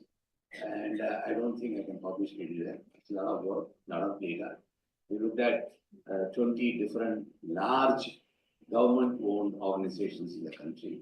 Very relevant research in the practice, but nobody will test this. But we constantly say that the editors and the ecosystem should change. When would these editors change? It's not clear to me. And the other side of the story is, institutions are only incentivizing the synthetic papers.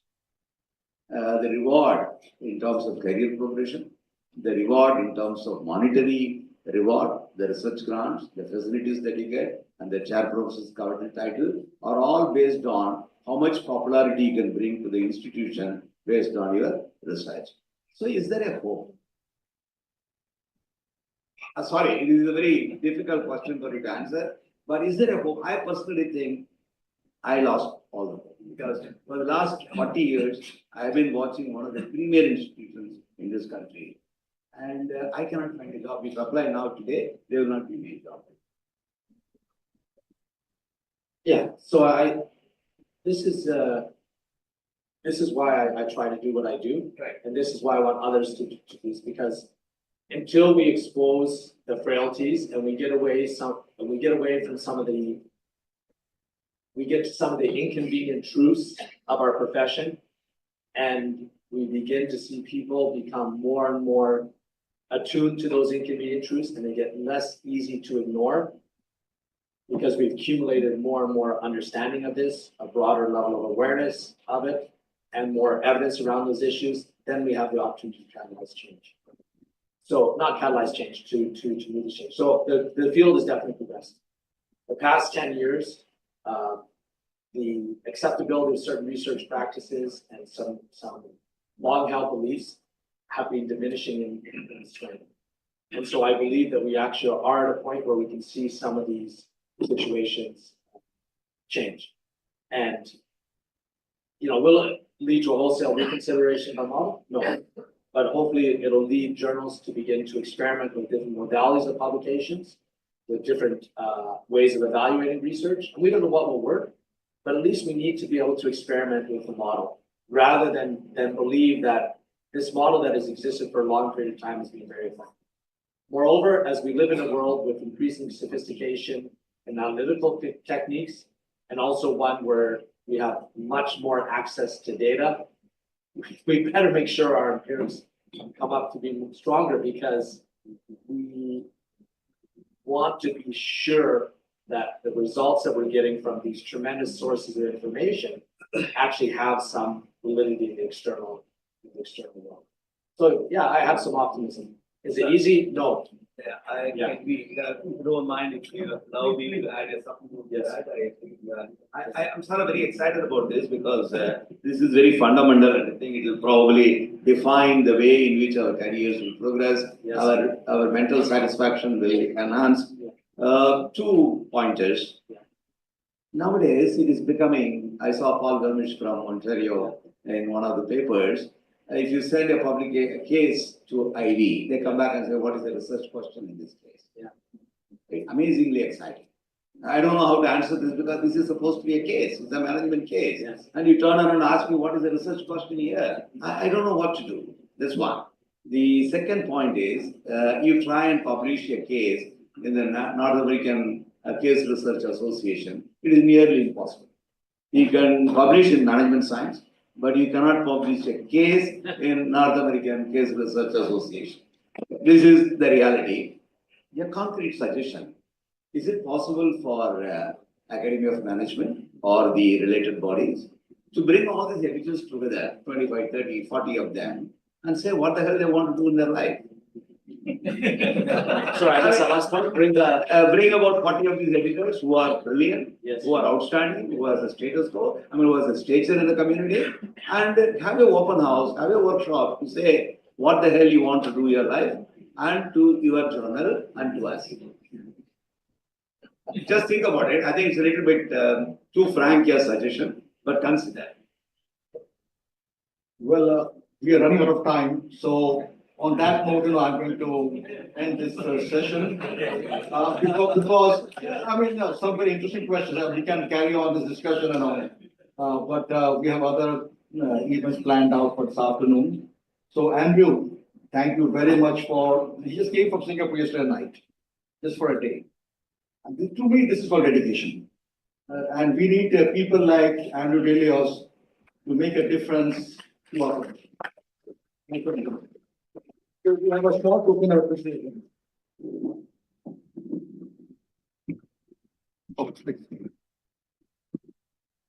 As we bring this insightful plenary session to an end, I would like to extend my deepest gratitude to our distinguished speaker, Professor Andrew Delios, for sharing his profound expertise and thought-provoking perspectives.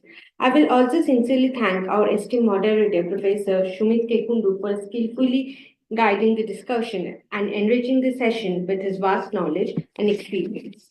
Finally, a big thank to all the attendees for your participation and keen interest, which make this session a resounding success. So, as Sir mentioned before we conclude, I would like to felicitate our distinguished speaker with a token of appreciation.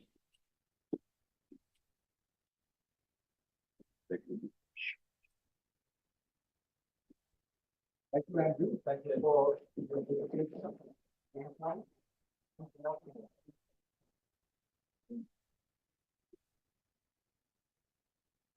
We are almost at the end of our 4-day-long conference, and we will now start our valedictory session. Thank you.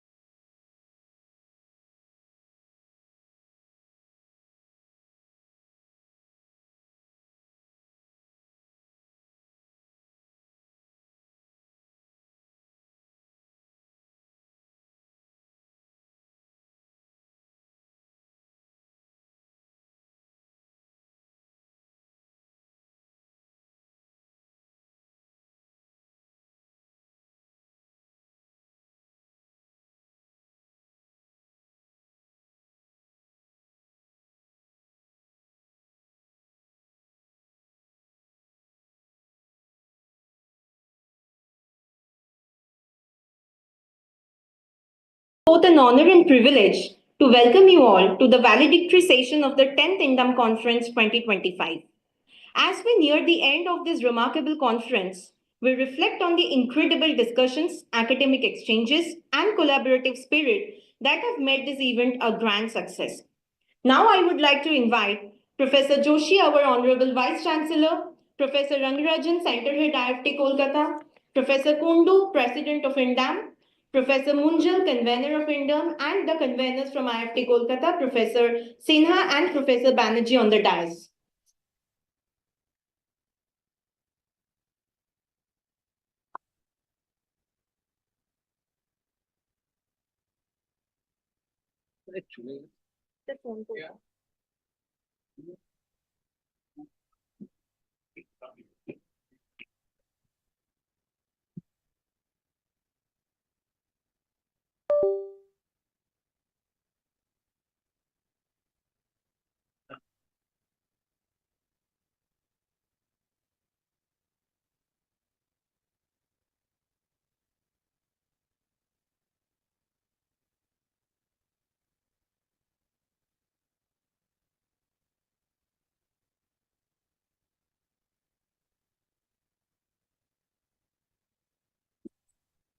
We will begin the session with a welcome address by Professor Dipankar Sinha, who will share some insights and reflections on the journey of this conference and its impact on our collective academic endeavors.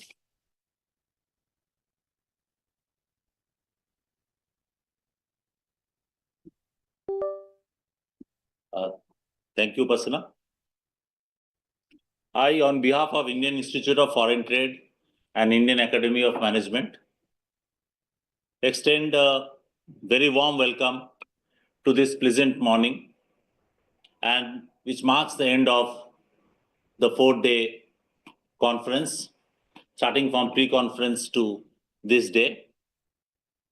I welcome all the revered academicians, esteemed guests, distinguished dignitaries, participants, and all present here. This 4-day event is not the end of, is not only all about this 4-day. The journey started a year long back when team of IIFT visited Goa to understand what INDAM is all about. And then we applied our mind, and as the day progressed, our heart was with this INDAM 2025. And in these last 4 days, the mind, heart, and soul, everything was with this INDAM. I hope every one of you must have had a good time and would carry pleasant experience from this point. So I declare this valedictory session open, and I ask others to take it forward. Thank you.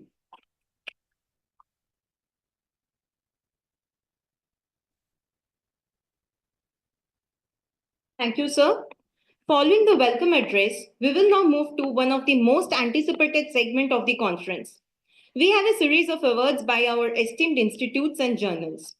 Now I would like to invite Professor Munjal to announce the Best Reviewer Award.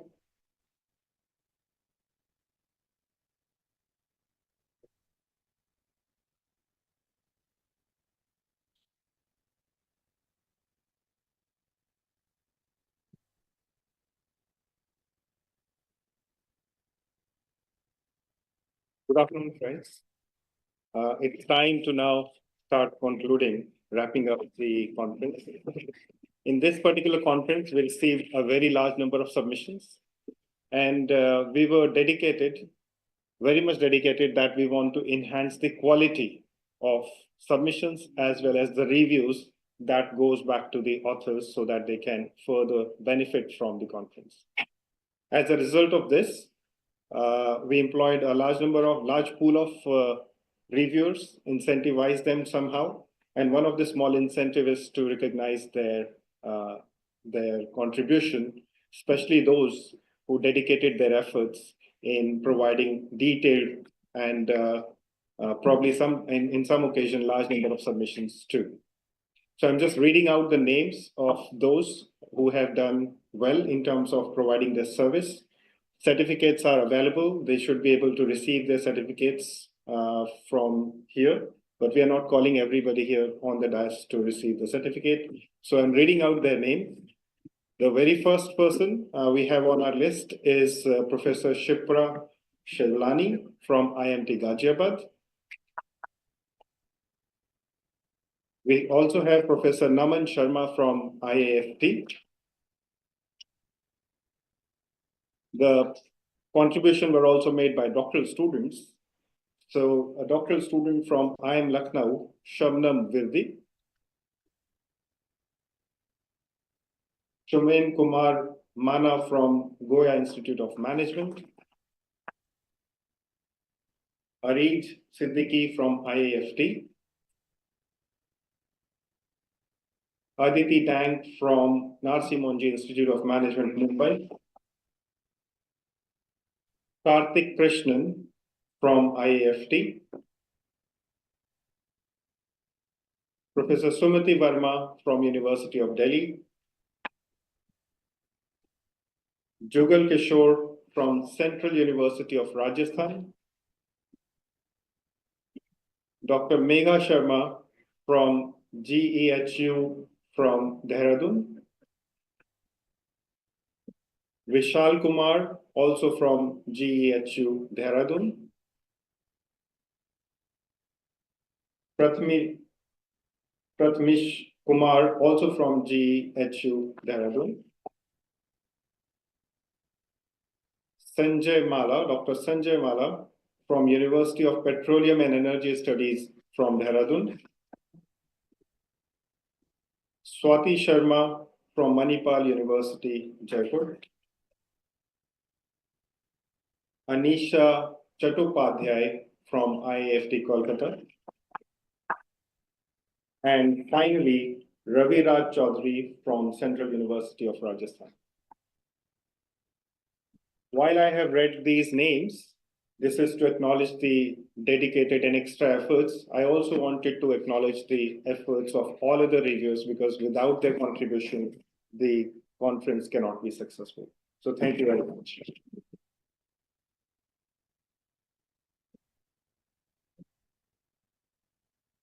The certificates are available in the registration desk. You may collect it from there, and those who are not present here will get a soft copy. Next, we will present the IIFT track-wise Best Paper Awards. We request our center head, Professor Rangarajan, and conveners, Professor Sinha and Professor Banerjee, to present the track-wise Best Paper Award. As I call out the names of the papers and the authors, please come up on the dais to collect your awards. In the track Entrepreneurship Challenges and Smooth Selling, Rajiv Roy and Sonali Narbaria for their paper Decoding H&T Students' Startup Intentions, Insights from an Extended Theory of Planned Behavior. In the track Managing Human Resources Humanly, Arpana Kumari, Muskan Khan, and Professor Joshna Bhatnagar for their paper A Mediation and Moderation Model for Enhancing Career Sustainability Through Idiosyncratic Deals and Adaptive Performance.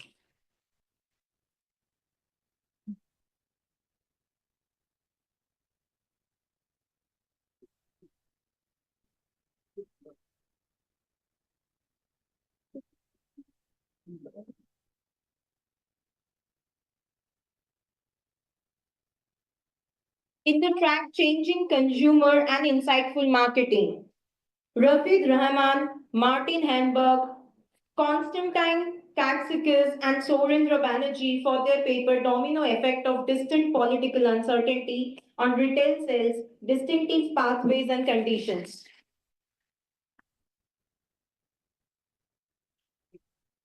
In the track Indian Management Wisdom and Advancement, Ajit Kanavare, Akash Kamble, and Renuka Kamar, Selling with Spirit, How Karma Yoga Principles Transform Sales Performance.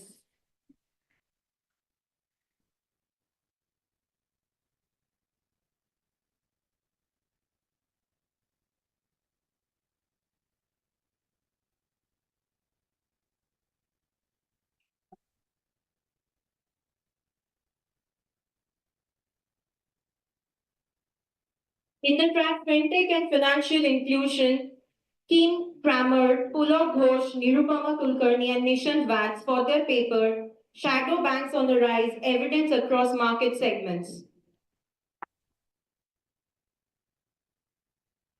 In the track Decision Dilemma and Decision Sciences, Bhargav Chattopadhyay and Jayant Mahawar for their paper Share Price Changes Using Sequential Change Point Detection.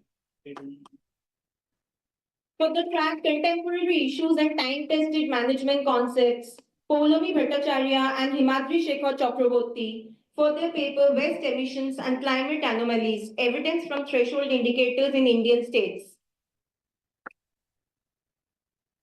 In the track Digital Economy and Inexplicable Challenges, Swati Gulhani, Big Brother is Watching You, Digital Governance, Surveillance and Governmentality Making India through the lens of George Orwell's 1984.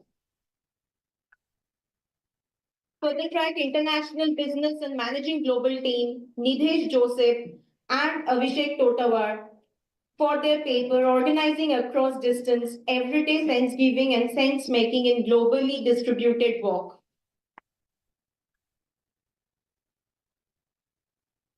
In the track Leadership Challenges and Actionable Leadership, Prenna Panda and Promila Agarwal for their paper Leadership Shadows, the Interplay of Job Embeddedness and Implicit Leadership Theory in Mitigating Abusive Supervision Effects. In the track Supply Chain Resilience and Innovative Adaptation, Poonjlata Singh, Vishal Chauhan and Rahul Sindhwani for their paper Navigating Barriers to Net Zero Emissions in Construction for Enhancing Supply Chain Resilience and Driving Innovative Adaptation.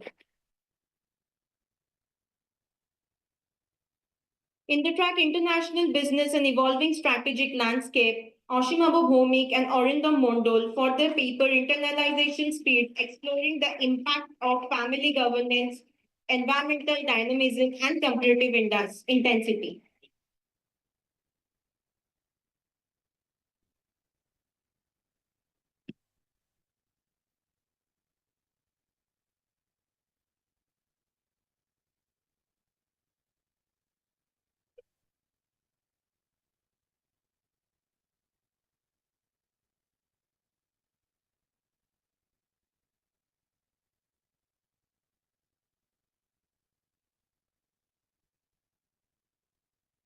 Request the dignitaries to take their seats.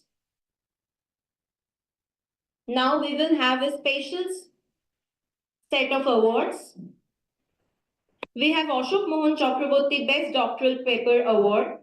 For this, I would like to invite Professor Shubhabrato Basu on the dais to present this award.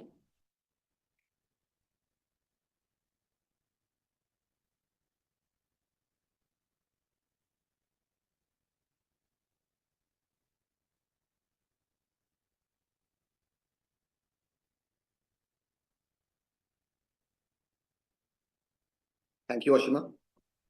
I'll just take 1 minute of your time. So, awards are a means of recognition and encouragement to the students. It's a tangible reminder to tangibly engage in tangible research. From this year onwards, hopefully, we have instituted the Doctoral Research Award in the name of Sri Ashok Mohan Chakraborty. But then the question is, who is Sri Ashok Mohan Chakraborty? Other than being the Chief Secretary of West Bengal, the top-ranking bureaucrat of the state. To borrow a slight modified version of his own statements, and which I shall be referring over and over again, possibly in the next couple of minutes. Let me highlight just 3 instances to present the name of the person in whose name we have instituted this award. The deregulation and the proliferation of the healthcare and industry in West Bengal, from just 4 understaffed, under-resourced government hospitals to the state becoming the medical tourism hub of South Asia as well as Southeast Asia, happened when he was the secretary, he was the principal secretary of the Department of Health. But of course, he was the appropriate government as per the act, but then he was not responsible for that. The militant trade unionism in West Bengal ceased permanently when he was the additional chief secretary of the Labour Department, But again, he was not responsible for that. The upgradation of Shibpur Bengal Engineering College, that's my alma mater, the second oldest engineering college in India, to becoming the central government funded Indian Institute of Engineering Science and Technology, happened under his stewardship. But again, he was not responsible for that. Finally, this character who is there in front of you, and several other lesser mortals, including King Shuk, so the Untermensch, so to say. So they were forced to pursue higher studies in prestigious institutions like Indian Institute of Management, Ahmedabad, JNU, under the threat of a sentence which I still remember verbatim. Shubhabrata, if you don't study, 15 years down the line, you will become log, deadwood. Okay. So that's something, sir, you are responsible for. And therefore, I don't see, and we don't see in INDAM, somebody who is more deserving than you in terms of encouraging research, tangibly encouraging research through this award. So, sir, may I please request you to come over to the stage and hand over the awards which are instituted in your name. King Shu, can you please help sir with?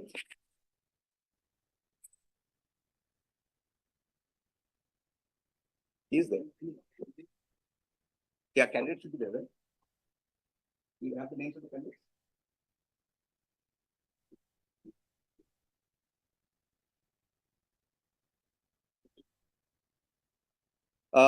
Miss Anu Nandal. Relative bargaining power, discontinuities, and entropy-based ecosystem evolution, empirical insights from the Indian film industry ecosystems. That's the winner. The runners-up is Dinesh Prabhu, independent director, interlocks and firm performances. Yes, actually. An information processing perspective. Dinesh Prabhu.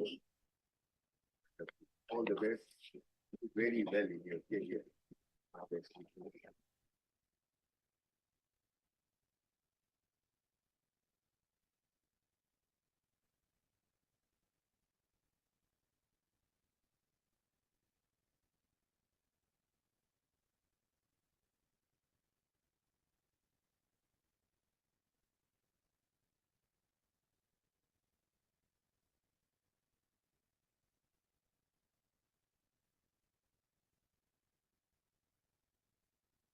Thank you.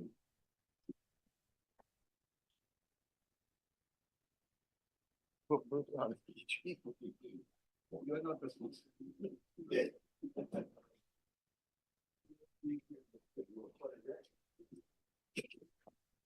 Now I would like to call Professor Kundu to present the another set of special awards.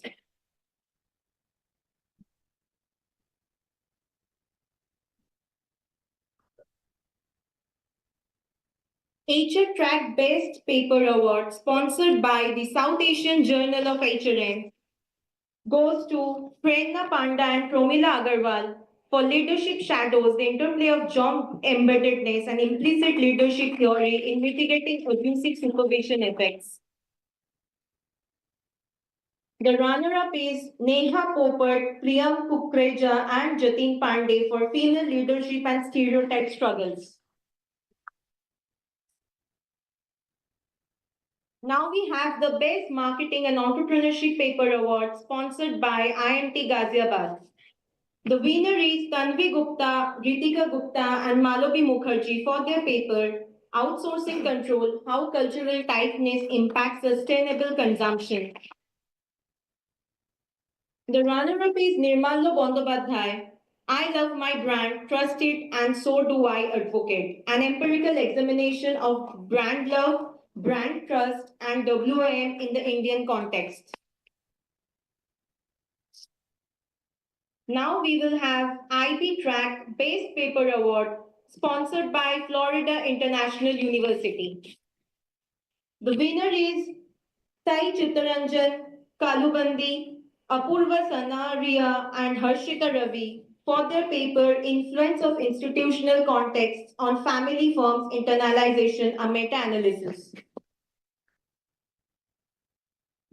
The Runner-up is Ashapurna Dash and Apurva Sanaria. Entrepreneurial impression, mismanagement, the role of resilience and affordable loss.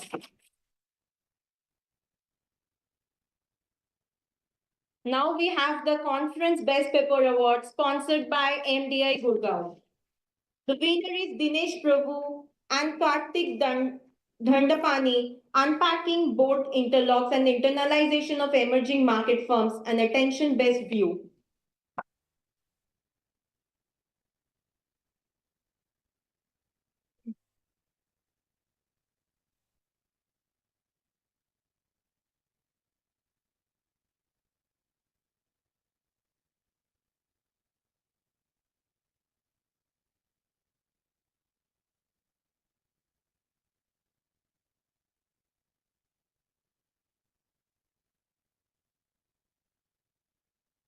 First runner-up, Oshimabu Bhomik and Orindam Mondol for Internalization Spirit, exploring the impact of family governance, environmental dynamism and comparative intensity.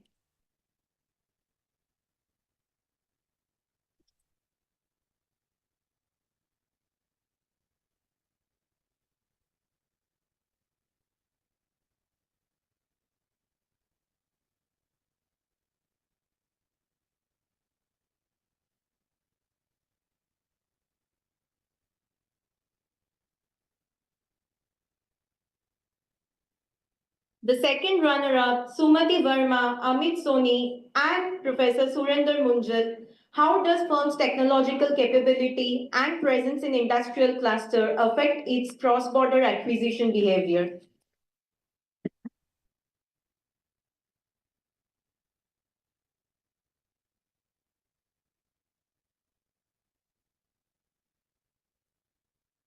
Thank you, sir. Now I request Professor Joshi, Professor Rangarajan, and our conveners to present a very special award from IIFT, the IIFT Best Conference Theme Award. This award is given to the paper that aligns best to the conference theme. And it goes to Ajinkya Navare, Akash Kamble, and Renuka Kamath for their paper, Selling with Spirit, How Karma Yoga Principles Transform Sales Performance.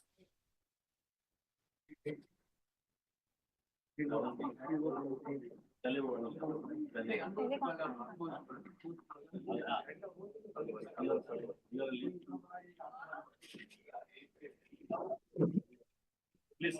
Thank you so much.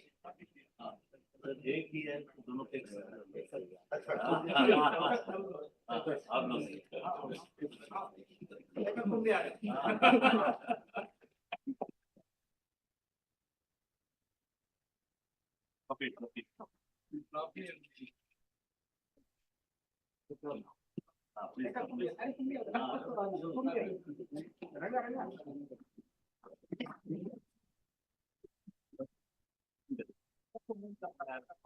Announce this.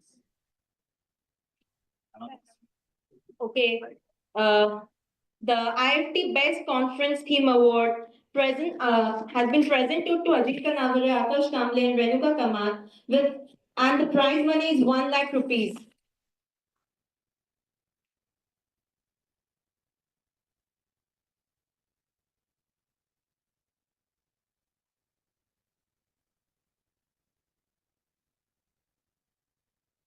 Yes,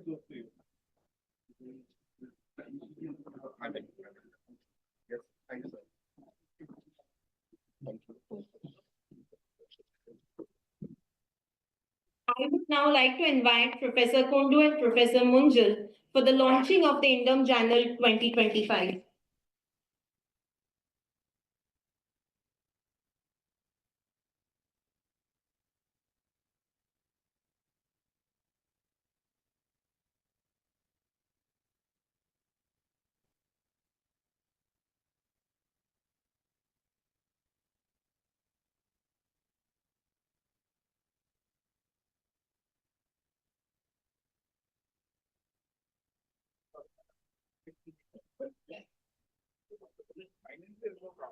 Okay, so good afternoon once again.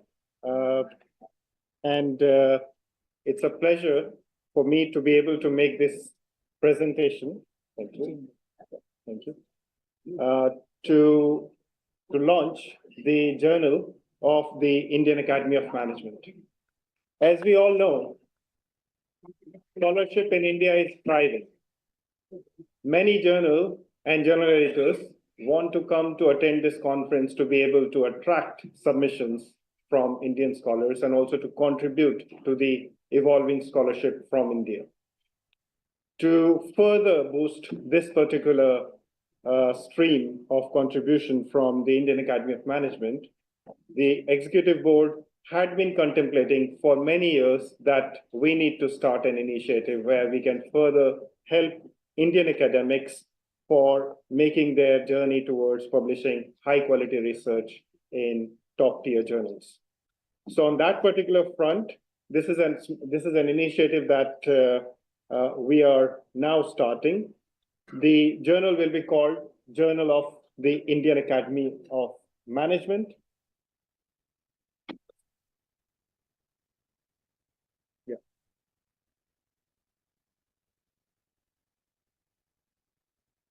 The aim of this journal is to publish rigorous scholarly research that tests, extend, and build management theory and contribute to management practice. I'm very delighted to show you the cover page, the way it would look like when it comes into its existence. And the idea is that towards the end of this year, we should be able to have our first volume published.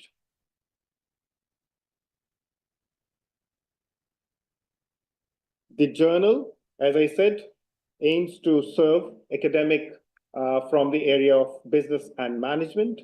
It's going to be a Big Tent journal, just like the Academy of Management journals.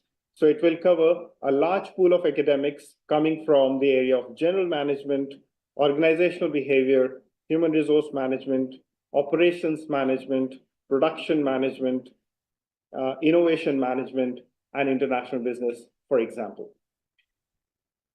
The journal aimed to publish strong research that contribute empirically as well as theoretically. And the idea is to contribute to their respective fields, but not just the academic contributions, but also the contribution should be highlighted towards the management practice. And the whole, the journal, the publication will try and balance both sides, the theoretical side as well as the practical side.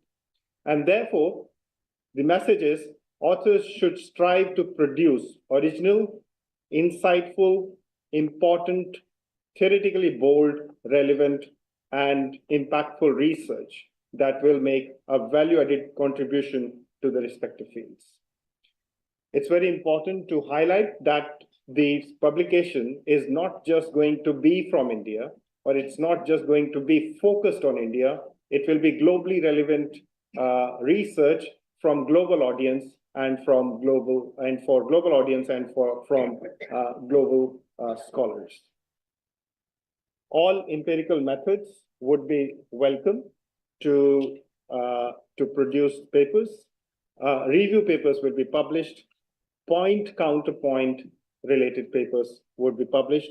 Theoretical perspectives would be published, and research notes would be published. So a wide gamut of papers that we aim to publish in this journal. There will be a 4-tier editorial board with EIC and co-EICs in level 1, reviewing editor, consulting editor, and area editors handling different areas, as I just highlighted a few minutes ago to you. There will be editorial advisory board, and there will be dedicated editorial review board. May I also invite you, those who are interested and those who want to associate with the Journal of Academy of International Journal of Indian Academy of Management, to show their interest by visiting our website. There will be a form through which you can present your interest to us and the role in which you might be interested, so that we would make the pool of people, and accordingly, as the time comes, we invite you to join the different sizes, the different tiers of this editorial board. Online submission system, such as Manuscript Central, will be in place. We are in advanced talks with 2 potential publishers. We'll announce which one we finalize shortly, but this will be published through an established publisher using their online submission system. The whole idea is that the initial years, the journal will publish invited contributions. So we'll be approaching people who are authority in those respective disciplines to be able to contribute some new research on this journal. And initially there will be 2 issues per year, but as we go along, the volume of issues per year would increase.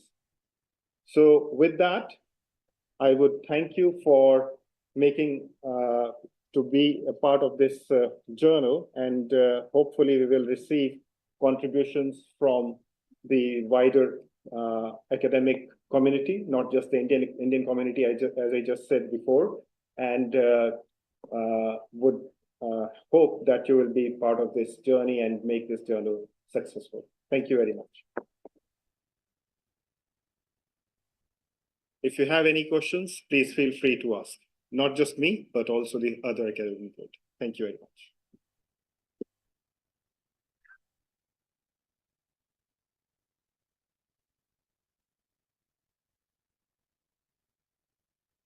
Now it is our pleasure to invite Professor Kundu to felicitate Professor K. Rangarajan, Center Head and Professor IIFT Kolkata for successful hosting of INDAM 2025 and to announce the next destination for INDAM 2026. Sir.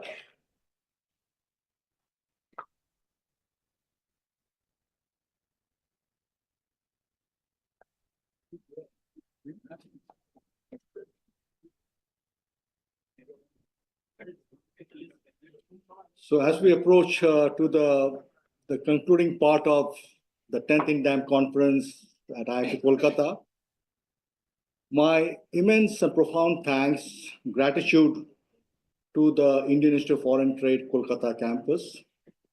We have our distinguished Vice Chancellor, Professor Rakesh Mohan Joshi. Thank you, sir, for being with us on this journey. My debt of gratitude and profound thanks to Dr. Rangarajan, whom I've known since 2006. It has been about 20 years of friendship, when IIFT Kolkata started this journey in 2006 in Kolkata. And of course, it has been my heartfelt desire to bring the INDAM conference to my alma mater, IIFT, though I went to IIFT Delhi, but still Kolkata is my hometown.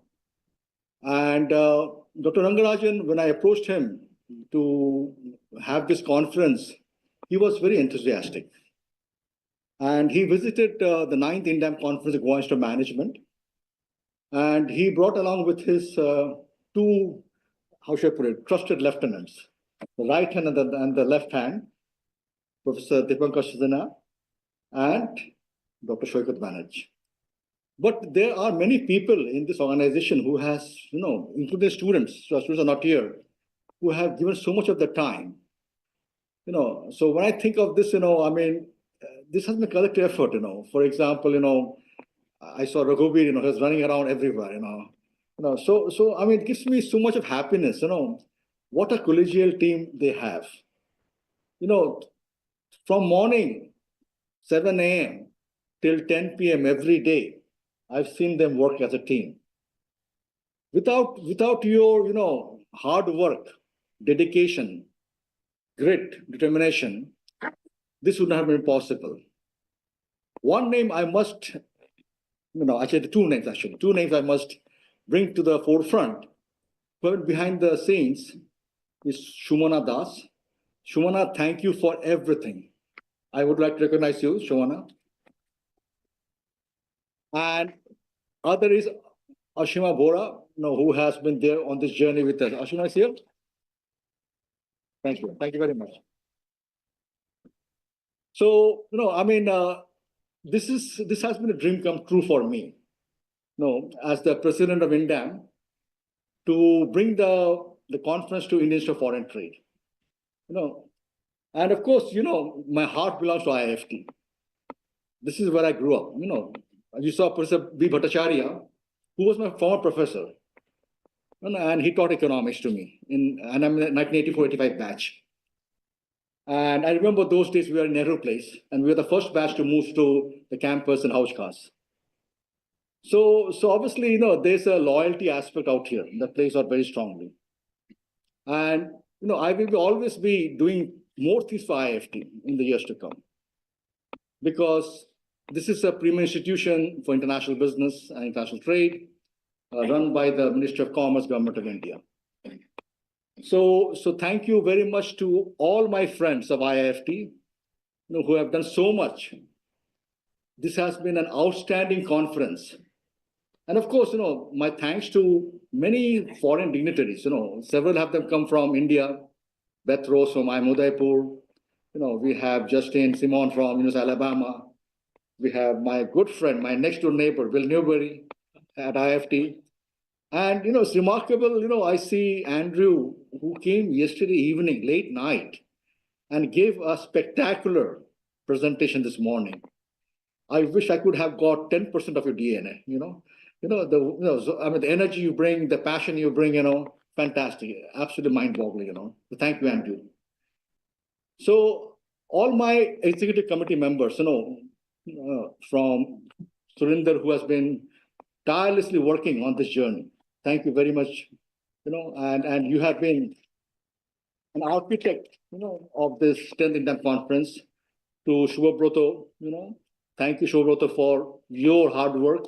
To Kingshuk, I'm seeing the names, who are sitting here, and you have done tremendous, And I must forget, I'm sure forget Jayanta, who was in charge of food and the cocktails yesterday. Fantastic gala dinner. So this is a blessing for me to be here, standing in front of you and addressing as we end the conference. And I'd like to present a token of appreciation on the behalf of the INDAM Executive Committee to Dr. Rangarajan and his leadership team.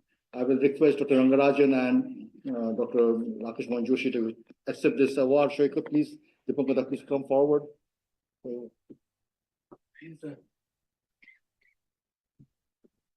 Rangarajan, on behalf of the INDAM community.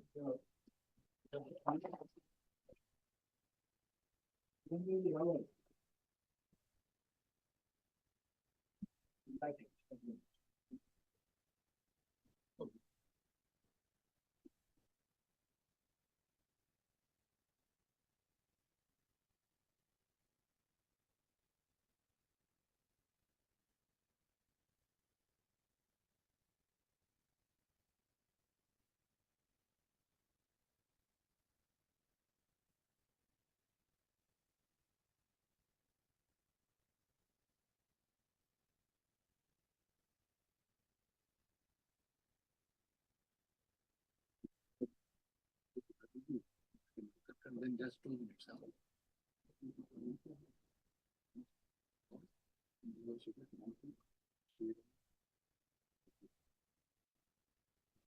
Okay, so now the big news for next year. So it gives me a great pleasure to announce the 11th INDAM conference at the Symbiosis Institute of Management Studies in Pune. And I will request Dr. Sia Altekar to take the podium and share the thoughts of Symbiosis Pune as a location, and some information about the 11th INDAM conference to be held in January of 2026.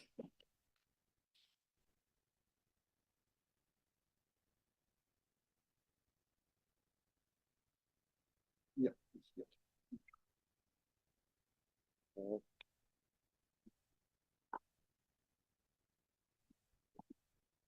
Good afternoon. I always wonder why I'm given the worst task ever. When I spoke day before yesterday, it was just after lunch, when people were struggling to stay awake. And now it's just before lunch, so I'm keeping you away from your lunch when people must be wondering how long is this guy going to go on. Yeah. So, Sumit, how much time do I have?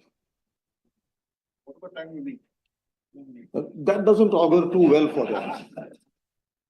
Yeah. Okay, so what I'm going to do is not talk too much. We always say that a picture speaks more than 1,000 words. So what I'm going to do right now is take precisely 10 minutes of your time, out of which 8 minutes will be on a video that I want to show you that captures the very ethos that symbiosis is, right? Yeah, so how do I, can we just click on that?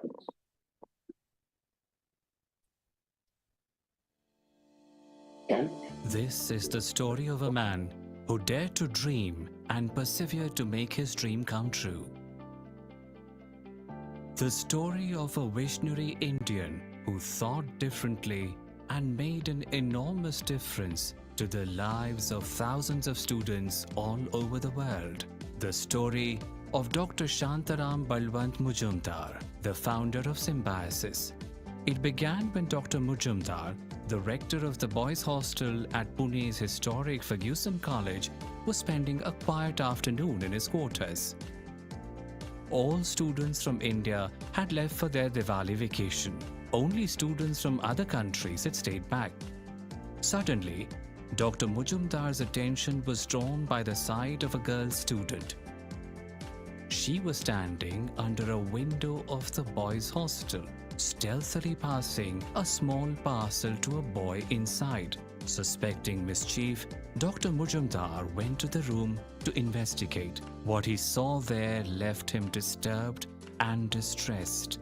The girl had gone there to provide food to a Mauritian boy suffering from jaundice. The incident left a deep impact on Dr. Mujumdar's mind and a void in his heart. He was so moved by the experience that he resolved to improve the plight of foreign students studying in India. Symbiosis was thus born in 1971 from the seed of a dream sown by its founder, Dr. Mujumdar. His dream was to create an educational institute where, in his own words, students from all over the world would live, study, eat and play together in an atmosphere of peace, harmony, mutual respect, and acceptance of cultural diversity. An institute from where foreign students would return to their countries as friends and ambassadors of our nation. Dr. Mujumdar, himself a professor of botany, chose the name Symbiosis, the word biologists use to describe a mutually beneficial relationship between two living organisms. The guiding philosophy behind his endeavor was Vasudhaiva Kutumbakam, or the world is one family. Today, the Symbiosis sapling has grown into a large tree.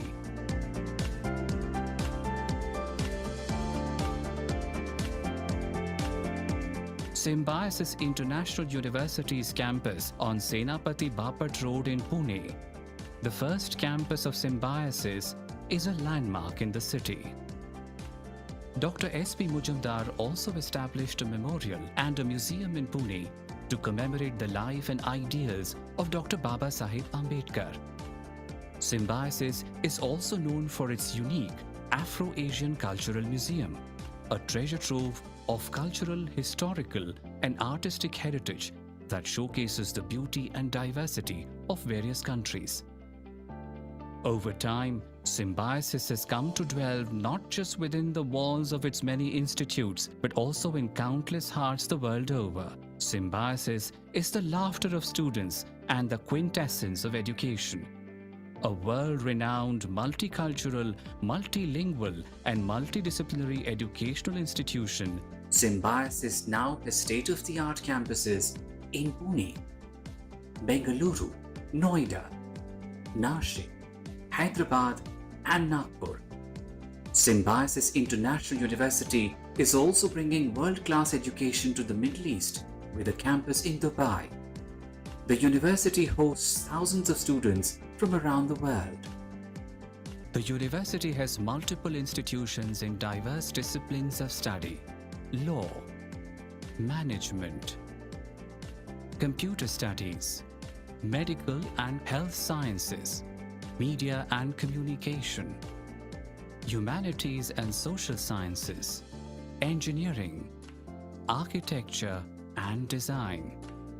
Symbiosis Center for Corporate Education, Pune offers recognized long-term and short-term programs for the corporate fraternity. Symbiosis Center for Health Skills is a multidisciplinary educational facility that provides training for skilling, upskilling, and reskilling of healthcare professionals using part-task trainers and high-tech simulation.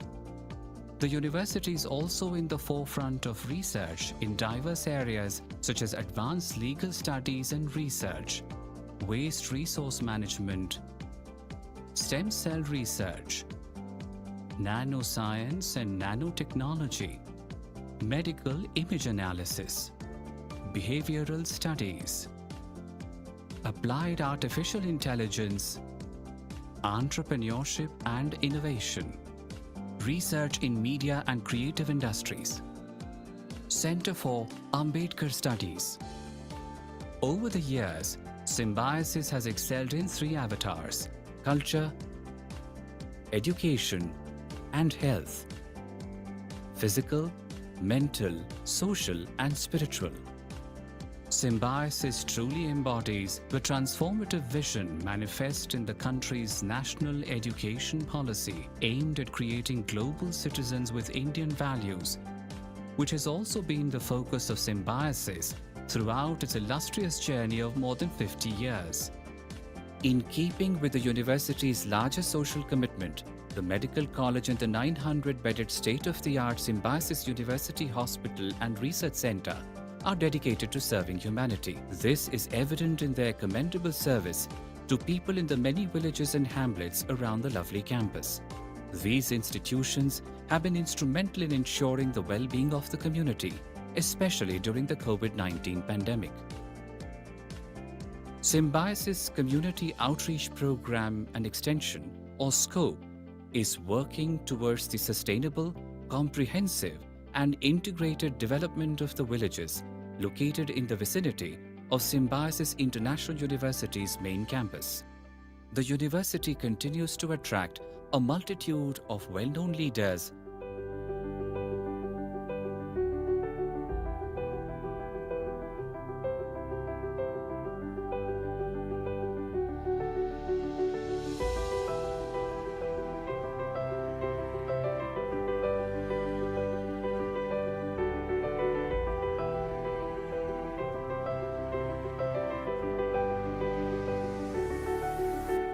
celebrities,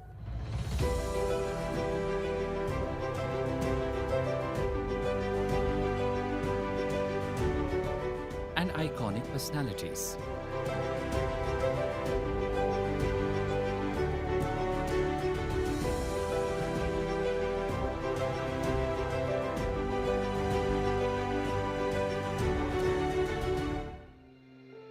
A lesser-known facet of Symbiosis is the wealth that Mother Nature has bestowed upon it.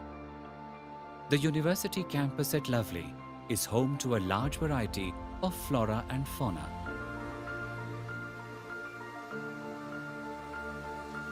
In March 2022, on the proud occasion of the Golden Jubilee of Symbiosis, the Honorable Prime Minister of India, Shri Narendra Modi, inaugurated Symbiosis Arogya Dham.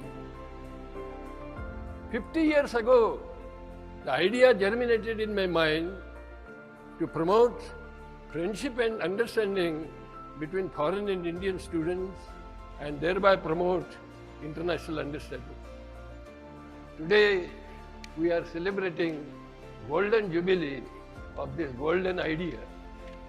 कि 50 साल की आपके पास एक ऐसी पूंजी है, अनुभव की पूंजी है, अनेक एक्सपेरिमेंट करते करते आप यहाँ पहुंचे हैं। एक खजाना है आपके पास, ये खजाना भी देश के काम आएगा। आप फले फूले और यहाँ पर आने वाले हर बच्चा अपना उज्जवल भविष्य बनाने के लिए आत्मविश्वास के साथ निकल पड़े। बहुत बहुत धन्यवाद, बहुत बहुत शुभकामनाएं। For Symbiosis International University, the world was, is, and will always be its family. Vasudhaiva Kutumbakam.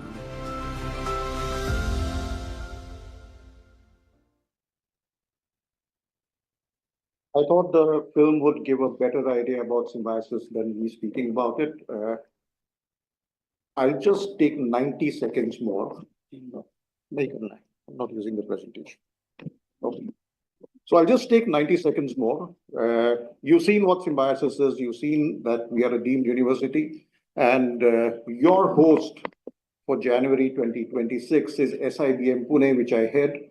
I'm an alumnus of this institute, having passed out in the year 1983.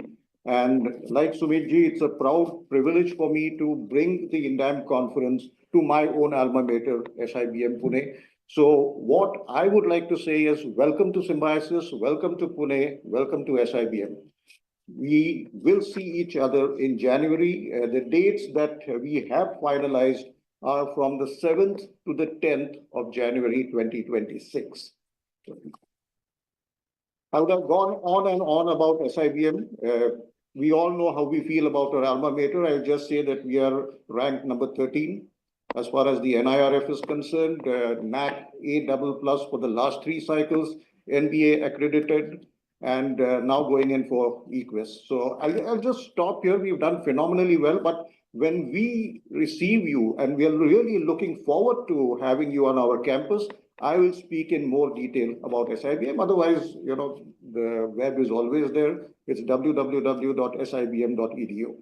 So anyone interested can very well go and check this out. I want to express my sincere thanks to Sumit ji, Surinder ji, for having placed their trust in us. Rest assured, we will do our best to try and exceed IIFT. I know they've done a fabulous job, and we will try our level best to promote academic and research initiatives. Thank you so much, and welcome to Symbiosis.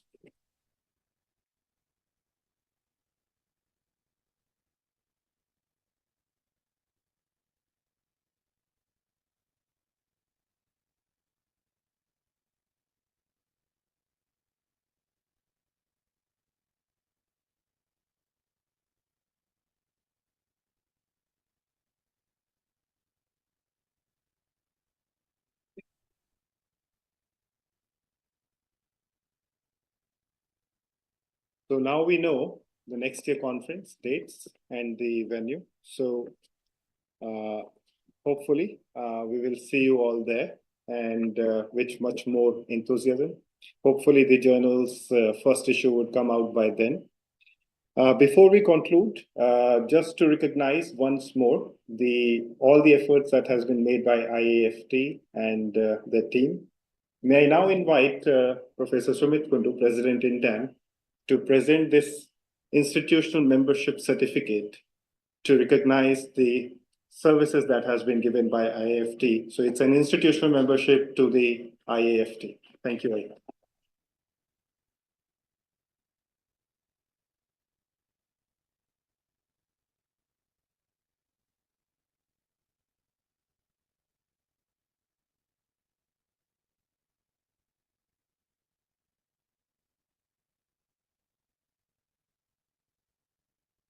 To wrap up the event, I would like to invite Professor Rangarajan, Center Head of IIFT, to give the concluding remarks. I know already Saikat has already told 2 minutes. Within a Maggie, before I complete my Maggie cooking, I have to complete this.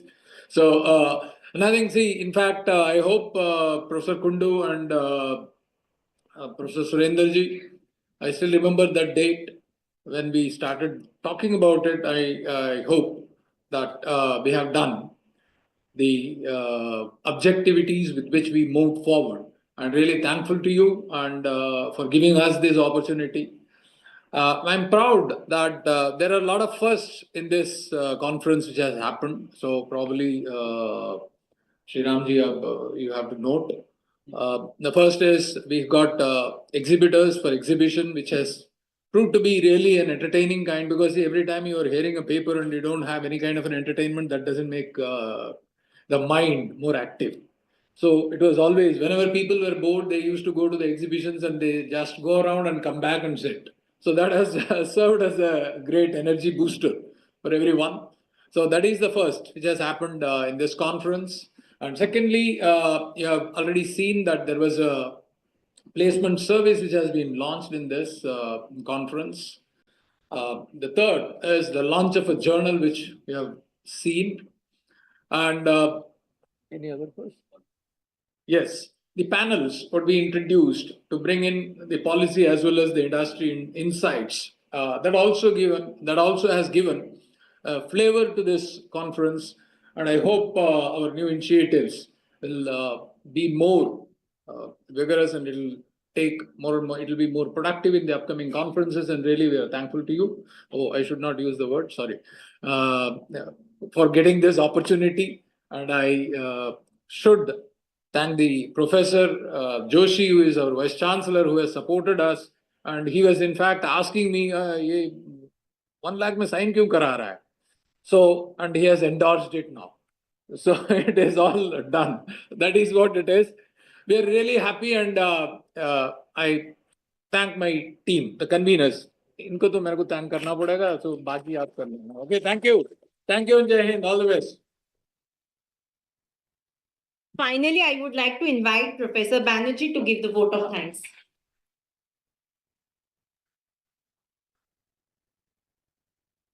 Okay, so thank you all of you. As you know, vote of thanks is an inevitable part of any event. But the most important maybe, because there through vote of thanks, we try to acknowledge people who were instrumental for the successful completion of the event. So I am going to do that. Give me please 2 to 3 minutes to acknowledge all to make this event a very successful one. So as a marketing faculty, if you allow me to conceptualize 4 P's and 3 C's of organizing a successful conference, I must say 4 P's of that is plan, then participation, perseverance, and pain. So we planned it. We got participation from all continuously throughout, and a lot of pains that all of us had to face, because you can understand the way we organize this conference. And 3 C's you can see: contribution, confidence, and collaboration from all that we gathered. So quickly, I will try to start from the foundations, those who are instrumental to make it happen. So I would like to convey my vote of thanks to first, because that's a typical DNA of IIFT Kolkata. When you take a project, peon to professor, we work as a team. There is no hierarchy, nothing. So I would like to first acknowledge our peon, security guard, and housekeeping, led by the team by Madam Preeti, who did wonderful job. Okay, special mention, if you really allow me, Tapos, Moloy, Rajesh, Bhavani, Shantu, last 4 days, they worked for us, they served us like anything, the tea stall, and everywhere you got their help. Then Vinay Goyal and his team, okay, because establishment section, special mention, Om Sri Dhananjay, for their wonderful job. Then our lovable Daipayan, program office, and his team, because wonderful job they did, especially Pinaki, Ayon, Shomo, Biplab, Dibbendu, Faisal. Wonderful team. You saw them at reception desk all through all those days. Then library team led by Anushka and Indrani for continuous supports on in terms of display, book display, then handicrafts, and all those things. Then our very own conference management team, those in the reception desk, all through 4 days, they did that. Noor, Vaidanath, Indrani, Kasturi, Subrojit, Shahid, Fazal, they were part of that. Then my conference MC. Okay, Ankana, Upashana, Nilanjana, you can observe him offering flower bouquet last 4 days continuously. Okay, so I was telling the other day that next 1 year, whenever you can see a flower bouquet, there might be irritation inside you. Okay, no one should. So there's special mention: Ankana, Upashana, Nilanjana, and 2 of our PhD scholars, Kinnari and Saptarsi. Wonderful job they did. And as you know, the pillar of this conference, the back office, Ashima Bora. Okay, so single-handedly she handled, because you know Sumit, then Surinder, every time, whatever they wanted, information, Ashima was there. Noor joined, then obviously Upashana and Ankana, these four, our core team of our conference. Then you can see our finance, that is Sahid and his finance team, and you can see the 1 lakh check also replica. They were instrumental to make that particular thing. Special mention Sumana and his students team, because you saw students, most of them, almost all were involved in this particular event. Yesterday they had wonderful cultural event. Sumana managed that entire process. So thanks Sumana for your involvement for this. Then in that particular, you can see my IT team. You can see there, led by Atul. Then Ram is there. Then Deep is there. Then Abhishek is there. Flawless, you can see. All IT support was flawless. Even today's best that the Lifetime Achievement Award, the way we could manage it remotely. That's also thanks. Thanks a lot, my IT team. Now my faculty colleagues, because they perform the role of session chairs, track chairs, all those things. Thank you very much, all of my faculty colleagues, because they all part without any question. Whenever I ask them, okay, there is a crisis of session chairs, so someone did 3 session chairs, that back to back. Okay, so and all from Kolkata, from Delhi, from our Kakinada campus, their presentation was there, from our Gujarat campus also. Here I should specially mention one name, my very dear faculty, Raghuvir Negi. Okay, so you can see. So Raghu, it's a big round of applause it deserves, okay, because yesterday I saw 11 p.m. night, Raghu is busy sending people back to hotel and yet to take dinner. Whenever I asked him, Raghu, dinner le lo, nahi sir, sabko jaane do. Uske baad I will take dinner. Okay, so especially dignitaries from outside of this country, probably they have seen the service that Raghu provided. Thanks, Raghu, as a faculty, you did a wonderful job. Okay, so special thanks for that. Then all our special thanks to all track chairs, session chairs, reviewers for their continuous support, because huge amount of submission we got. Track chairs helped us a lot, then session chairs, then session in charge as a student. All dignitaries from India, outside of India, plenary panel members, editors, panelists, because of the time, I can't take their individual names. So we are really thankful to all of you, because we could see a plethora of knowledge and lot of things we got, those participants, not only networking, okay, the understanding of methodology, the understanding of knowledge, sharing of knowledge. So I believe there will be a continuous effort from that. This should be just the beginning of this particular thing. Our co-conveners, Sumit and Surinder, as you know, different time zone we worked. Okay, when a different time zone, so fixing a meeting was a most difficult one. Okay, because 6 o'clock morning for Sumit might be the 5:30, 6:30 evening for us. So we did that couple of n number of meetings we had to. So thanks, my co-conveners, and special thanks to because don't take it otherwise, because Sumit, Surinder Munjal and Sumit Kundu, it's big name. So fondly we started calling them Sumit Sundu and Munjal Mundu. Okay, so code name. So because and I used to tell him my first monitor. Okay, because whenever there is an issue, I normally say go to first monitor. If he fails, then second monitor will teach him. Okay, so as a team we work. So thanks a lot, my co-conveners, for all this thing. INDAM executive committee members, many of them are here. They helped us a lot for everything, especially Subhobroto and then King Shuk. So we because last year we visited Goa Institute of Management, and King Shuk helped us to take us through what actually the INDAM is. Okay, and after that we started our job to make it a little bit more better. Because of that, we introduced industry panel, policy panel, all those new things in INDAM 2025. Then our vice chancellor, as you know, he is our strength. So anything because as you know, end of the day, until he approves, nothing can move. Okay, and so no question asked, approved as proposed. Okay, so that's the thing he always did. So thanks a lot, sir. Otherwise, we could not. It was not possible to handle this particular thing. My media friends, event organizer, all service providers, these MSME friends, book, and especially the caterer, Bhoj caterer. I believe you tasted. They offered delicious lunch, dinner, all through in a very professional manner. And last but not the least, our strength, our power, that is Senator Professor Rangarajan, because everything for him, because that was not possible, because if you can see, IIFT Kolkata is not a very big campus, not a very big, because we are one IIFT. It's not like IIM that individually perform. So it's a small skeleton structure that we have, IIFT Kolkata, okay? And we could take the challenge, and I'm happy that somehow we could manage it. Okay, hope you all have enjoyed. So it's now, I'm going to announce the official conclusion of INDAM 2025. Wishing you good wishes, go back home and start from there. And thank you very much. Now we request you to join us for lunch. Thank you.